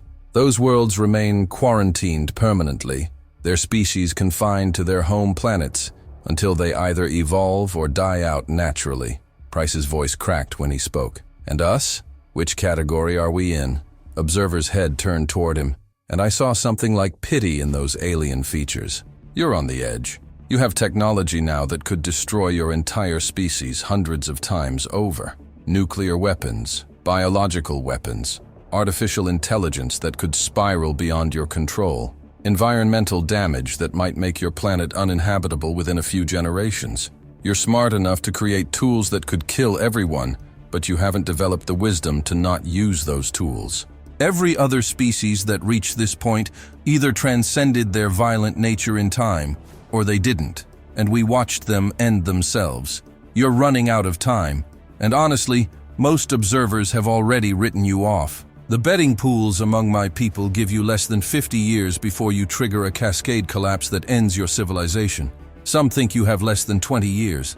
I'm one of the few who still holds out hope, who volunteered to come here to be studied because I wanted to understand you better, wanted to find something that might suggest you're worth saving. The casual way Observer said that, the mention of betting pools on humanity's extinction, made me feel sick.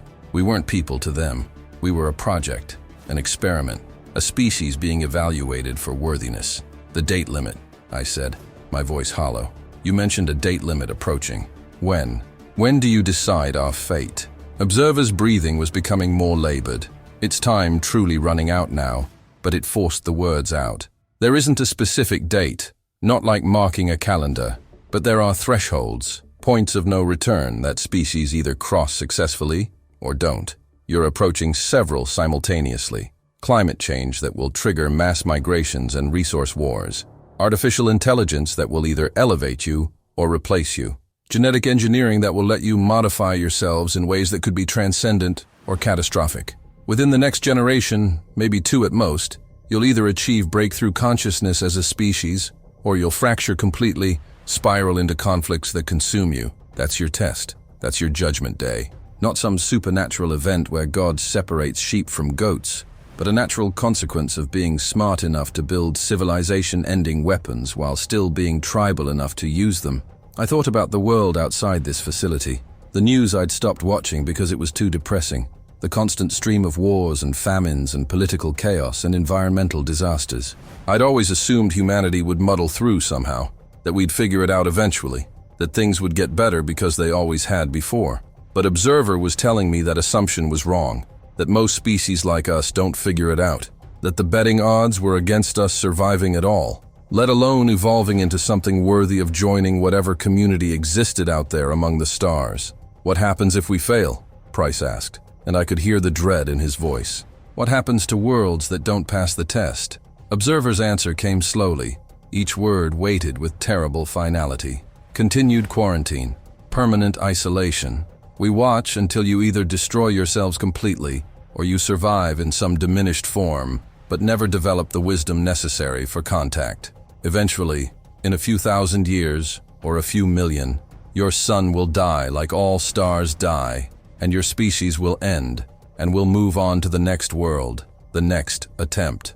The universe is very old and very large, Sergeant. There are always more worlds, more species, more chances to find conscious beings worthy of preservation. The callousness of it, the cold calculation, made something twist inside my chest. And the 3 species that succeeded, what happened to them? For the first time, something like hope flickered across Observer's alien features. They joined us. They became part of the community of evolved consciousness that spans the galaxy. They have access to technology you can't imagine, to knowledge accumulated over millions of years, to experiences and wonders that transcend anything possible in isolation. They're exploring other galaxies now, some of them, seeking out new life, new variations of consciousness. They live in post-scarcity abundance, free from disease, free from death as you understand it. They've transcended their violent origins and become something beautiful. That's what's possible, Sergeant Brennan, if you pass the test. That's what you're turning away from every time you choose hatred over love, division over unity, short-term gain over long-term survival. You could join something magnificent, or you could destroy yourselves fighting over scraps on a dying planet. Those are your only 2 options. There is no middle path. I wanted to argue, wanted to defend humanity, wanted to list all the good things we'd done, all the progress we'd made, all the reasons we deserved another chance. But the words wouldn't come because I knew Observer was right. I'd served in the military. I'd seen how governments operated, how power corrupted, how fear drove decisions. I'd watched us fight wars over resources while ignoring problems that threatened everyone. Watched us build walls between peoples while the planet burned. Watched us choose comfortable lies over uncomfortable truths again and again. We were failing the test. Maybe we'd already failed, and we were just waiting for the official verdict. Observer seemed to read my thoughts, or maybe my face just showed everything I was feeling. You're not all failures, it said softly. There are humans who embody the principles the hybrid taught, who choose compassion over cruelty, who work toward unity instead of division.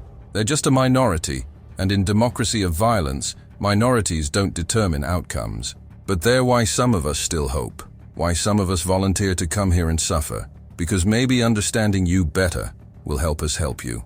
Or maybe we're just delaying the inevitable. I don't know anymore. The sound of voices in the corridor outside suddenly got louder, closer, and I realized we were out of time in more ways than one. The containment teams were getting closer, methodically clearing rooms, and eventually they'd reach R-17 no matter how forgotten it was supposed to be.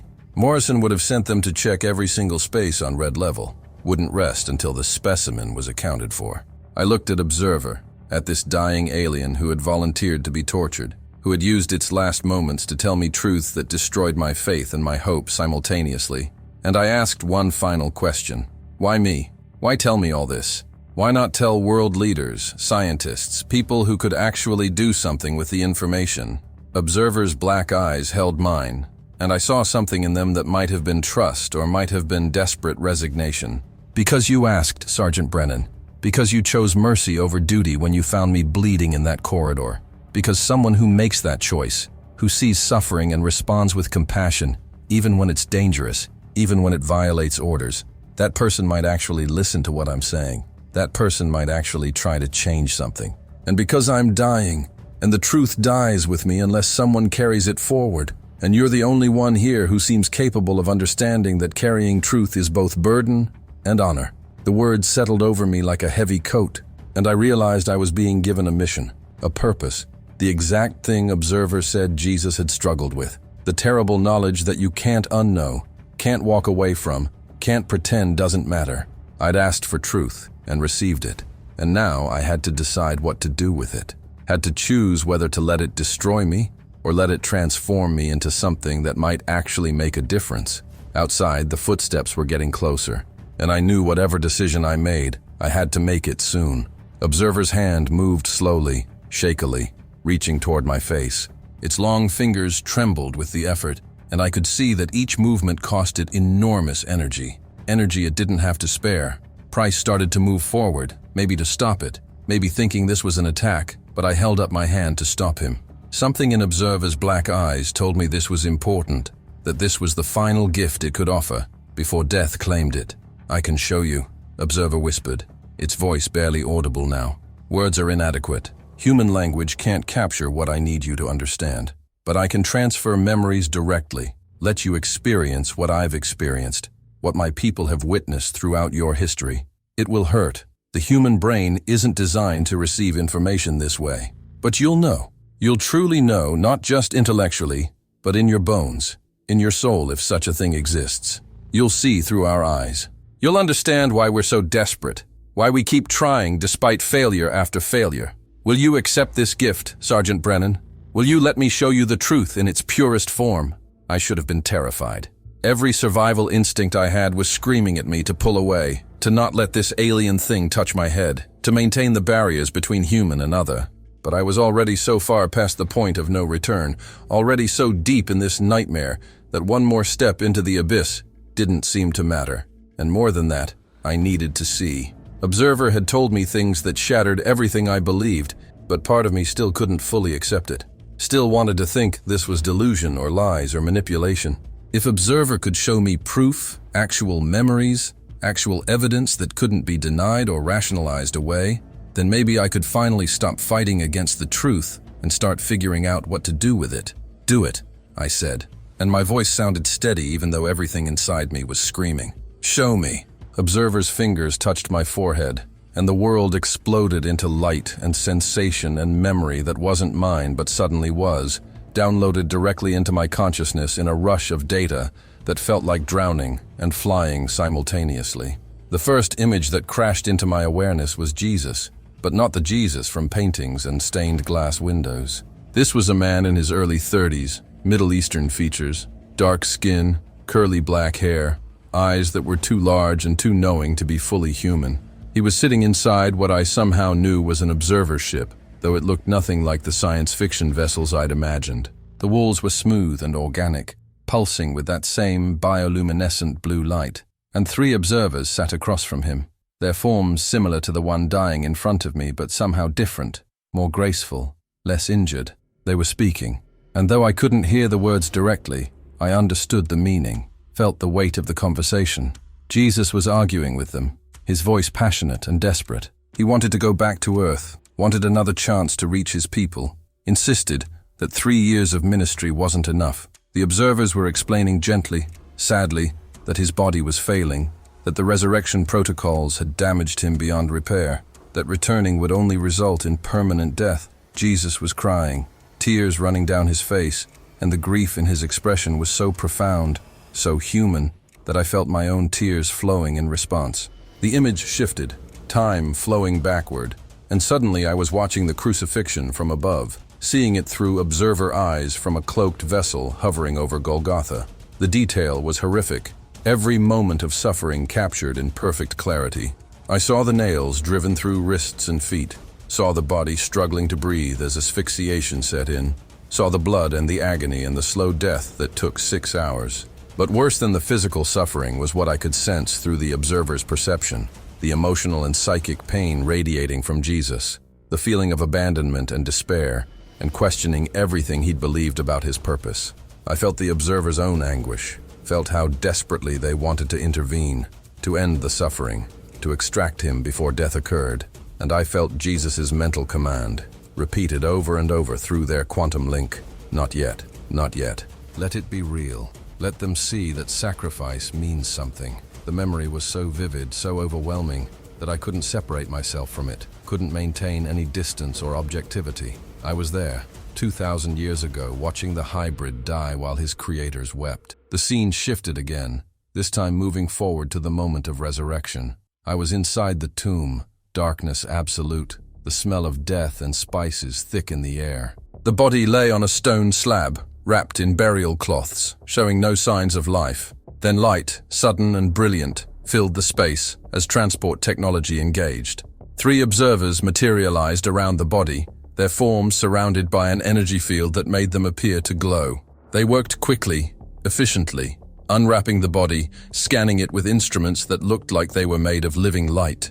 One observer placed both hands on Jesus's chest, and I felt the surge of energy, felt the technology reaching into every cell, literally reversing entropy, rewinding biological processes, jump-starting systems that had been dead for 36 hours. The body convulsed, drew breath, eyes flying open in shock and pain. Jesus screamed, and it was the sound of someone being torn from death back into life, someone experiencing agony beyond description. The observers held him down, continued working, repairing damage, restoring function, while Jesus thrashed and screamed and begged them to stop, to let him stay dead, to end the pain. But they didn't stop, couldn't stop, because this had been the plan all along, because the resurrection had to happen for the message to have power. The memories cascaded faster now, harder to process, overwhelming my ability to maintain any sense of self separate from what I was experiencing. I saw Buddha, or the being that became Buddha, sitting in meditation under the Bodhi tree. But he wasn't alone. An observer stood beside him, visible in a way that humans passing by couldn't perceive, feeding information directly into his consciousness, guiding his enlightenment, helping him articulate principles that would shape Eastern philosophy for millennia. I saw Muhammad in a cave, experiencing what he thought was the angel Gabriel, but the figure I saw had too many limbs, moved in ways that defied physics, spoke in harmonics that bypassed human hearing, and downloaded directly into neural pathways. I saw Moses on the mountain, facing something that appeared as fire and voice, receiving commandments that were genuine moral guidelines designed to help a primitive people survive, delivered through technology that seemed like divine manifestation. Every religious experience, every prophet, every miracle throughout human history, all of it contact, all of it intervention, all of it observers trying desperately to guide humanity toward transcendence. But then the memories turned darker, and I saw the failures. I saw worlds that looked like Earth, civilizations that could have been human but weren't, species that had reached the critical threshold and failed the test. One world died in nuclear fire, hundreds of weapons launched simultaneously in conflicts that started over resource scarcity and ended in mutual annihilation. I watched cities turn to ash, watched billions die in seconds, watched the few survivors struggle in radioactive wastelands before succumbing to disease and starvation. Another world destroyed itself more slowly, through environmental collapse, toxic atmosphere, oceans turned acidic, food chains breaking down, a species suffocating on its own waste while fighting wars over the last habitable regions. I saw world after world making the same mistakes, choosing short-term gain over long-term survival, dividing into factions that couldn't cooperate even when extinction was imminent. And through it all, I felt the observer's grief, felt how much they'd invested in each species, how hard they'd tried to intervene, how devastating it was to watch conscious beings destroy themselves despite every warning, every intervention, every gift of knowledge. The memories shifted one final time, and I wasn't prepared for what came next. I saw a hospital room, sterile and white, machines beeping steadily. In the bed lay an old woman, frail and small, tubes and wires connecting her to equipment keeping her alive. I recognized her instantly, felt my heart clench with recognition and grief. My grandmother. She looked exactly as she had in those final days, before the cancer finally won, before I held her hand and watched her slip away. But in this memory, I wasn't in the room. Instead, I was seeing through observer eyes again, watching from a perspective that shouldn't have been possible. And standing beside the bed, invisible to everyone else in the room, was an observer, not the one dying in front of me now, but one of its kind, present at my grandmother's death, monitoring, recording, observing this moment of human transition. I watched as my grandmother took her final breath, watched the machines go flat, watched the nurses and doctors go through the motions of officially declaring death. But the observer saw more. Something left my grandmother's body at the moment of death. Not something physical, but a pattern, an energy signature, a configuration of information that had been her consciousness, her personality, her essential self. The observer's technology could perceive it, could track it, could follow it as it separated from biological substrate and transitioned to somewhere else. Not heaven, not as she'd imagined it, but not nowhere either. There was a structure to it, a destination, a place where consciousness went when it separated from matter. The observer couldn't follow all the way, couldn't access whatever realm existed beyond that transition point, but they could confirm that something persisted, that death wasn't absolute ending, but transformation into a state they didn't fully understand. And more than that, I felt through the observer's perception that my grandmother knew. At the moment of death, her consciousness expanded, understood more than she had in life, saw through the religious metaphors to something closer to truth. She wasn't disappointed. She wasn't angry about being misled. She was grateful, relieved, at peace with the reality of what came next, even if it wasn't what she'd expected. The memory transfer ended abruptly, observer's hand falling away from my forehead, and I crashed back into my own body with force that felt physical. I was gasping, crying, shaking, my brain struggling to process the flood of information, the weight of memories that weren't mine, but now lived in my consciousness as vividly as my own experiences. Price was saying something, his hands on my shoulders, but I couldn't hear him over the ringing in my ears, couldn't focus on anything except the images still burning behind my eyes. Jesus' tears, the failures of 44 worlds, my grandmother's soul leaving her body and going somewhere that observers couldn't follow but could confirm existed. Everything I'd been told was true, not metaphor, not approximation, not filtered through inadequate language, but direct experiential truth that couldn't be denied or rationalized away. I'd seen it, I'd felt it, I'd lived it through observer eyes, and that knowledge was now part of me forever, a weight I could never put down, a burden I'd carry until my own death and whatever transformation came after.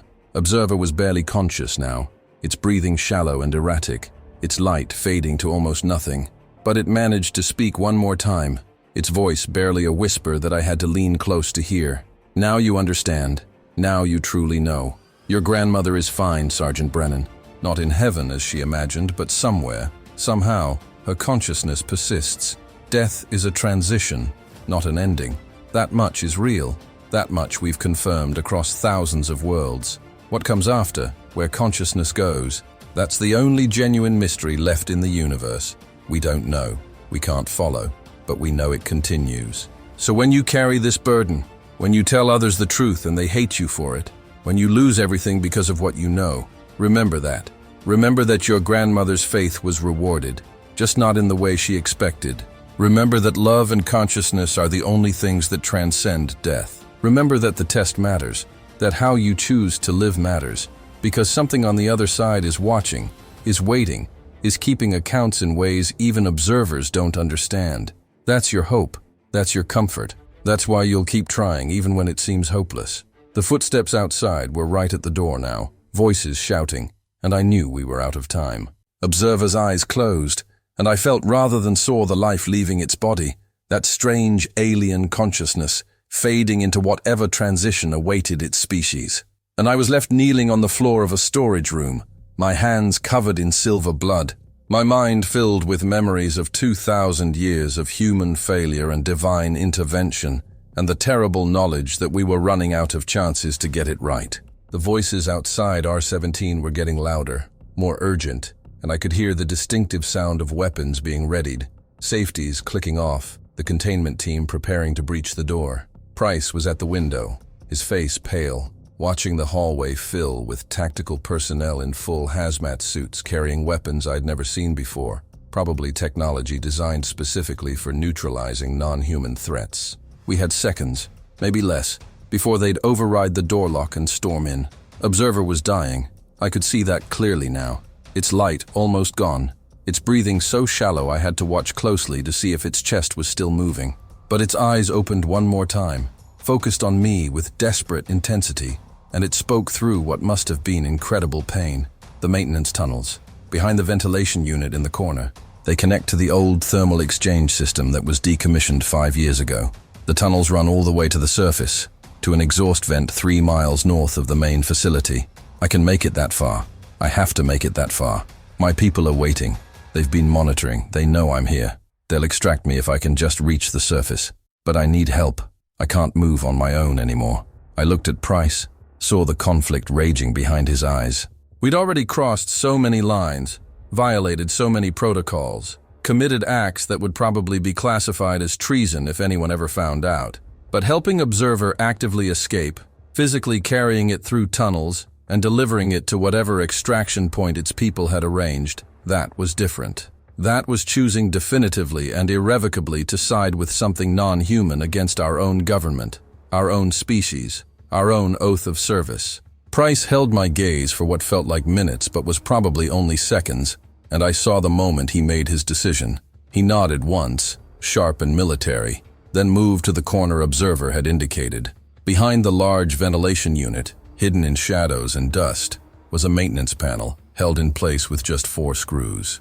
Price had it open in under a minute, revealing a narrow tunnel barely wide enough for a person to crawl through, disappearing into darkness that the emergency lighting didn't reach. "I'll stay here," Price said quietly, his voice steady despite the chaos outside. "Create a distraction. Make them think you went another direction. You get Observer to the surface. This is on you now, Mike. Make it mean something." I wanted to argue, wanted to tell him we should both go, both help, both face whatever consequences came together. But there wasn't time, and we both knew it. The door to R-17 was starting to glow red around the lock mechanism, some kind of cutting technology being applied from the outside, the metal beginning to drip and pool on the floor. I grabbed Observer under its arms, shocked again by how light it was, how fragile it felt despite everything it had survived. It made that whistling sound of pain as I lifted it, its broken arm hanging at that terrible angle. But it didn't resist, didn't fight. Just let me maneuver it toward the opening Price had revealed.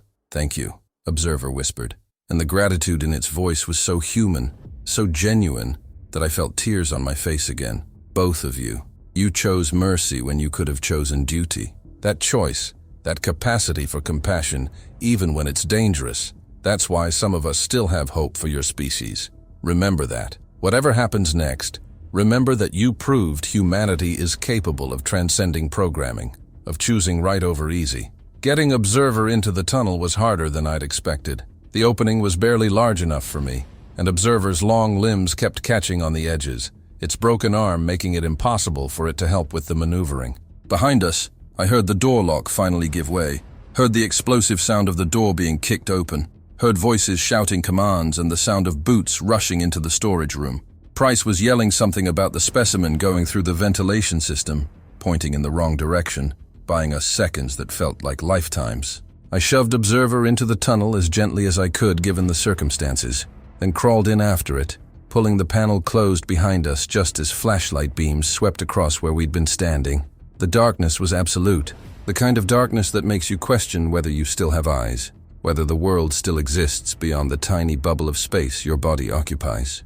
I could hear Observer's breathing ahead of me, labored and wet, and I crawled toward the sound, my hands and knees scraping against metal and concrete, my rifle abandoned back in the storage room because there was no space to carry it in these narrow confines. The tunnel seemed to go on forever, twisting and turning, sometimes sloping upward so steeply I had to push Observer ahead of me while scrambling for purchase, sometimes dropping so suddenly we'd slide together in a tangle of limbs. My hands were cut and bleeding from sharp edges I couldn't see, my tactical vest catching on protrusions and forcing me to stop and work myself free. And all the while I could hear sounds behind us, distant but getting closer. The containment team discovering the maintenance panel, radios crackling with updates, the systematic search spreading through every tunnel and passage connected to Red Level. They'd find us eventually, I knew that. There was no real escape from a facility this sophisticated, this locked down. But if I could get Observer to the surface, if I could deliver it to whatever extraction its people had arranged, then maybe the knowledge it had given me wouldn't die here, wouldn't be buried and classified and forgotten. Maybe someone outside the facility, someone in Observer's civilization, would remember that one human had chosen mercy, had chosen to help even when it meant destroying his own life. That had to count for something. That had to matter. After what felt like hours but was probably only 20 minutes, I saw a light ahead, faint and gray, the first indication that we were approaching the surface.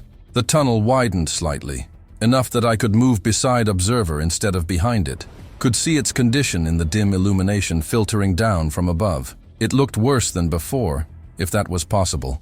Its skin losing all luminescence, its breathing barely perceptible, its eyes half closed and unfocused. I didn't think it would survive the extraction. Didn't think its body had enough left to make it, even if its people's technology was as advanced as it claimed. But I kept moving, kept half carrying and half dragging it toward that light, because giving up wasn't an option, because I owed it this effort after everything it had shared with me. The tunnel ended at a vertical shaft with a ladder, rusty and old, leading up maybe 40 feet to what looked like a metal grate. Beyond the grate I could see sky, genuine sky, the deep black of pre-dawn with just a hint of gray on the eastern horizon. We'd made it to the surface. Somehow, impossibly, we'd actually made it. Getting Observer up that ladder was the hardest thing I've ever done, and I've done a lot of hard things in my military career. It couldn't climb on its own, couldn't grip the rungs with its broken arm and failing strength, so I had to climb behind it, supporting its weight on my shoulders, pushing it up rung by rung, while my legs screamed and my arms trembled and my lungs burned from exertion. Twice Observer started to slip, and I caught it by pure instinct, pressing it against the ladder with my body weight, while I adjusted my grip and found the strength to keep going. At the top, I braced myself against the ladder and used both hands to force the grate open, the metal screaming in protest, years of rust and disuse making it stick before finally, blessedly, giving way. I pushed Observer up and out, then pulled myself up after it, both of us collapsing on the desert sand, breathing hard, staring up at a sky full of stars that suddenly seemed less empty than they had before I knew what was really out there. The exhaust vent was in the middle of nowhere, surrounded by scrub brush and rocks. No structures visible in any direction, just endless desert and the distant lights of the facility we'd escaped from, barely visible on the horizon. Observer lay on its back, its chest barely moving, and I knew it was dying. Knew that even with extraction minutes away it might not survive. But then I saw something that made me question everything I thought I knew about physics and reality. A section of sky directly above us seemed to shimmer, to ripple like water, and suddenly there was a shape there, massive and impossible. A vessel that hadn't been visible seconds before, now occupying space that should have been empty air. It made no sound, no heat, no light beyond a faint silvery glow along its edges. The ship, and I knew without doubt that's what it was, lowered slowly until it hovered maybe 20 feet off the ground, and then Observer's body began to rise, lifted by technology I couldn't see or understand, drawn up toward an opening that appeared in the vessel's underside. I watched Observer ascend, watched it turn its head to look down at me one final time, and our eyes met across that distance. It didn't speak, couldn't speak anymore, but I felt the message anyway, felt it in the same way I'd felt its memories during the transfer. Thank you, tell them, make them understand. Don't let the sacrifice be meaningless. Then Observer was inside the vessel, the opening sealed, and the shimmer intensified until the ship disappeared completely, leaving nothing but empty sky and me alone in the desert with blood on my hands and knowledge in my head that would destroy my life. I stood there for several minutes, maybe longer, just staring at the place where the ship had been, trying to process what had just happened, what I'd just witnessed, what I'd just done.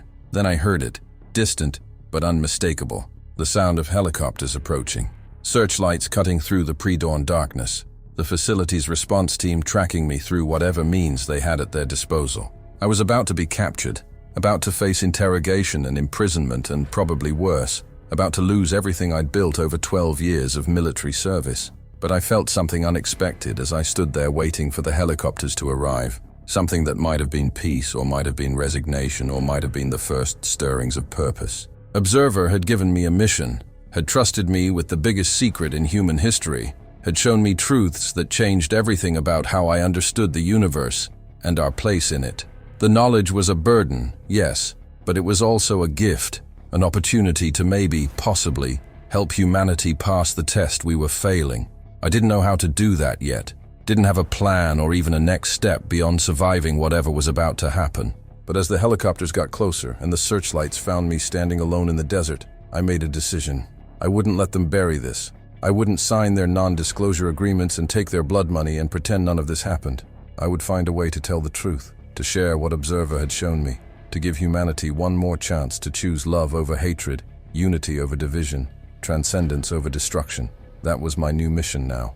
That was what I owed Observer, what I owed Jesus, what I owed the 3 species that had passed the test and the 44 that had failed. As the first helicopter touched down and armed soldiers poured out, I raised my hands in surrender and whispered words that only I could hear, a promise to a dying alien, and to whatever force in the universe actually gave a damn about whether consciousness survived or perished. I'll tell them. I'll make them understand. Love each other.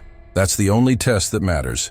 I'll make sure they know. They took me that morning, September 18th, 2019, at approximately 05:47 hours.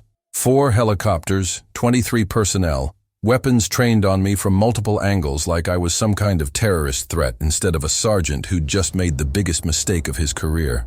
I didn't resist, didn't fight, didn't try to run. Where would I have gone? I was 3 miles from the facility in the middle of the Nevada desert, exhausted, bleeding, covered in silver blood that would be impossible to explain. They zip-tied my hands behind my back, threw a black hood over my head, and loaded me into a helicopter without saying a single word. The flight was short, maybe 10 minutes, and when they removed the hood, I was in a room I'd never seen before, windowless and white, with a metal table and 2 chairs bolted to the floor. They left me there for 6 hours. No water, no bathroom break, no explanation.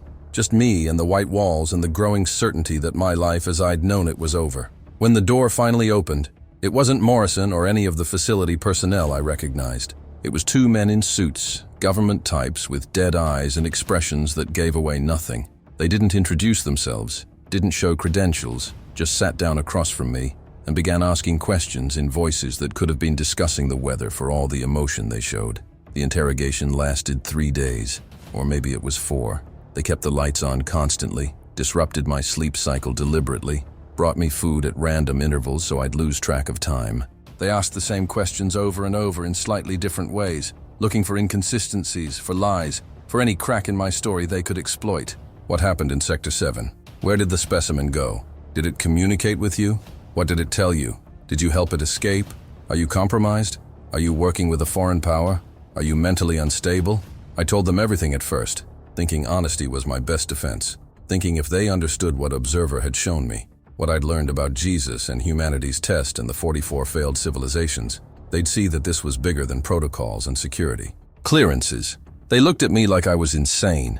One of them, the older one with gray at his temples and a scar across his left hand, he just smiled and said, "Son, we've heard this story before. Every person who has contact with the specimens comes away thinking they've learned some profound truth, thinking they've been chosen for some special mission. It's part of how they manipulate you, how they compromise your loyalty. The neural transfer you described, it doesn't give you truth. It gives you hallucinations custom designed to break down your psychological defenses. You've been used, Sergeant Brennan. Everything you think you know is a lie planted in your head by a hostile intelligence." I tried to argue, tried to explain that the memories were too real, too detailed, too consistent to be fabricated. They just smiled and told me I needed help, psychological help, that they had a facility designed specifically for personnel who'd been compromised by contact with non-human entities. They made it sound reasonable, compassionate even, like they were trying to help me recover from trauma instead of imprisoning me for crimes I hadn't been charged with. On the 4th day, or maybe the 5th, they brought in a doctor, a psychiatrist named Dr. Eleanor Vance, who spoke in soft tones and looked at me with something that might have been genuine pity. She explained that I was suffering from what they called contact-induced delusional disorder, a recognized condition among personnel who'd had direct interaction with the specimens. She said my brain had been fundamentally altered by the neural transfer, that the false memories implanted by the specimen would seem absolutely real to me, but were nonetheless fabricated, that with treatment and time I could recover, could distinguish between reality and the elaborate fiction I'd been fed. She was so convincing, so professional, so seemingly caring that for a moment I almost believed her. Almost let myself think that maybe I was crazy, maybe Observer had manipulated me. Maybe the easier path was to accept their diagnosis and submit to their treatment and go back to being Sergeant Michael Brennan, who followed orders and didn't question and definitely didn't help alien specimens escape from government facilities. But I couldn't do it. Because the memories Observer had given me weren't just visual or auditory, they were complete. They included sensations and emotions and contexts that no hallucination could reproduce with that level of detail. I'd felt Jesus's despair on the cross, felt the Observer's grief watching worlds die, felt my grandmother's consciousness transitioning into whatever comes after death. Those weren't fabrications, weren't implanted delusions. They were real experiences transferred from one mind to another, and no amount of psychological pressure could make me unsee what I'd seen, unfeel what I'd felt. So I stopped talking, stopped trying to convince them, stopped defending myself or explaining or justifying. I just sat in that white room and refused to engage, refused to sign the papers they kept putting in front of me, refused to admit I was delusional or compromised or anything other than someone who'd learned a truth they desperately wanted to keep buried. That's when they transferred me to the facility, the rehabilitation center they'd been promising, which turned out to be a black site prison for people who knew too much, people who'd seen things they weren't supposed to see, people who represented security risks that couldn't be eliminated but had to be contained. I spent 3 years and 4 months in that place. It wasn't on any map, wasn't documented in any official records I could find later. It was somewhere cold, I know that much. Somewhere where winter lasted 9 months, and the windows, on the rare occasions I was allowed to see them, showed nothing but snow and pine trees and isolation. There were maybe 20 other prisoners, though we weren't called prisoners. We were called patients or residents, depending on which staff member you asked. Most of them were like me, military or intelligence personnel who'd had contact with the specimens, who'd learned things that made them unreliable, who couldn't be trusted to maintain operational security. We weren't allowed to talk to each other, weren't allowed to share stories or compare experiences or realize that we'd all been told the same thing, that we were all supposedly suffering from the same delusion. The treatment was a combination of isolation, medication, and what they called cognitive restructuring therapy, but which felt a lot more like brainwashing. They'd show us videos, have us repeat phrases about the unreliability of memory and the danger of believing information from hostile sources, reward us with small privileges when we showed signs of accepting reality, and punish us with extended isolation when we didn't. Some of the other patients broke after a few months, started parroting back what the doctors wanted to hear, convinced themselves or pretended to be convinced that their experiences weren't real. Others never broke, and those people just stayed there, year after year, forgotten by everyone who'd ever known them.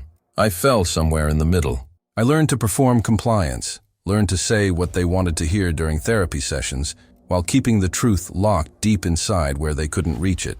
I signed their papers eventually, acknowledged that I might have been compromised by neural manipulation, admitted that my memories could be unreliable, agreed to never discuss what happened in September 2019 with anyone outside authorized personnel. It wasn't real agreement, wasn't real capitulation. It was survival strategy, playing the game long enough to get out, to get back to the world where I might actually be able to do something with what Observer had shown me.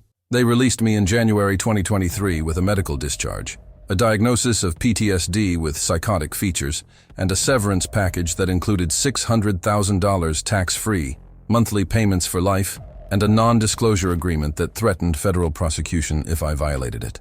They set me up in an apartment in Arizona, gave me a new identity with a slightly different name, assigned a handler who checked in monthly to make sure I was complying with the terms of my release. For 8 months I played along, pretended to be the broken soldier trying to rebuild his life, showed up for my psych appointments, took the medications they prescribed, gave my handler nothing to worry about. But all that time, I was planning, I was watching, I was learning about encryption and anonymous communication and how to move around without leaving digital traces. I was studying the news, looking for patterns, looking for evidence that the deadline Observer had mentioned was approaching, that humanity was running out of time. And I saw it. God, I saw it everywhere once I knew what to look for. The acceleration of climate disasters, ecosystems collapsing faster than models predicted, refugee crises overwhelming borders, political polarization reaching levels that made compromise impossible, nuclear-armed nations rattling sabers, authoritarian governments rising, democratic institutions crumbling, artificial intelligence advancing faster than our ability to understand its implications, genetic engineering creating ethical dilemmas we weren't prepared to handle. Every metric that Observer said would indicate whether we passed or failed the test. Every threshold that determined whether we evolved or destroyed ourselves. All of them trending in the wrong direction simultaneously. We're failing. Right now, in real time, we're failing the test. And most people don't even know there is a test. Don't understand that we're being evaluated. That our future depends on choices we're making today. That's why I'm recording this. That's why I'm violating every agreement I signed, risking federal prosecution and probably worse because the deadline is closer than Observer told me. Because I can feel it the same way you can feel a storm approaching even before you see the clouds. I started moving 6 months ago, changed locations every 2 weeks, paid cash for everything, used public Wi-Fi and burner phones, and all the tradecraft I'd learned during 3 years of having nothing to do but think about how to eventually tell this story. My handler noticed I'd gone off-grid, put out alerts, but I've stayed ahead of them so far through a combination of luck and careful planning. I know they're looking for me. I know that releasing this video will make me the highest priority target for people with resources I can't match and reach. I can't escape forever. I'm probably signing my death warrant by uploading this, or at minimum guaranteeing my return to that facility where I'll spend the rest of my life in a cell being treated for delusions I don't have. But it doesn't matter anymore. Nothing matters except getting this information out, telling as many people as possible, hoping that maybe, possibly, enough humans will hear it and understand it, and change something fundamental about how we treat each other. That's the mission Observer gave me. That's what I owe to Jesus, who suffered and died trying to teach the same message. That's what I owe to the 44 civilizations that failed before us, whose last desperate moments were recorded by observers, who watched them destroy themselves despite every warning, every intervention, every chance they were given. So here's what I need you to understand. Here's the message I'm risking everything to deliver. You're being tested right now. Every day, every interaction with another human being is part of the test. Every choice between compassion and cruelty, between cooperation and conflict, between short-term gain and long-term survival. The test isn't being administered by some bearded man in the sky judging your sins. It's being administered by the universe itself, by natural laws that govern how conscious beings either transcend their origins or succumb to them. Love each other. That's it. That's the whole test. Not love as some abstract concept or romantic feeling, but love as action, as choice, as the deliberate decision to treat other conscious beings with compassion and respect, even when it's hard, even when they're different from you, even when you disagree with them, even when there's no immediate benefit to you. Can you do that? Can your species do that consistently enough to pass the threshold that determines whether you're ready to join the greater community of evolved consciousness, or whether you're just another failed experiment, another world that couldn't overcome its violent programming? Because that's what's at stake. Not heaven or hell, not divine judgment, but something more fundamental, whether humanity has a future among the stars, or whether we destroy ourselves fighting over scraps on a dying planet while advanced civilizations watch and take notes for their records on species that didn't make it. I don't know if anyone will believe me. Probably most people will write this off as the ravings of someone with PTSD, someone who had a psychotic break, someone looking for attention or trying to monetize conspiracy theories. The government will certainly push that narrative, will produce my medical records showing psychiatric diagnoses, will parade experts who will explain how trauma and neural manipulation can create false memories so vivid they seem real. They'll discredit me professionally, personally, in every way possible, and most people will believe them because the alternative, accepting that everything I've said is true, that requires changing fundamental assumptions about reality. And humans hate doing that, hate admitting they were wrong about big things. But some of you will believe me. Some of you will recognize truth when you hear it, will feel in your gut that what I'm describing matches patterns you've noticed, questions you've asked, doubts you've harbored about official narratives. Those people, that minority who can hear this message and take it seriously, you're why I'm doing this. You're my hope that maybe Observer was right to still have faith in humanity, despite the overwhelming evidence that we're failing.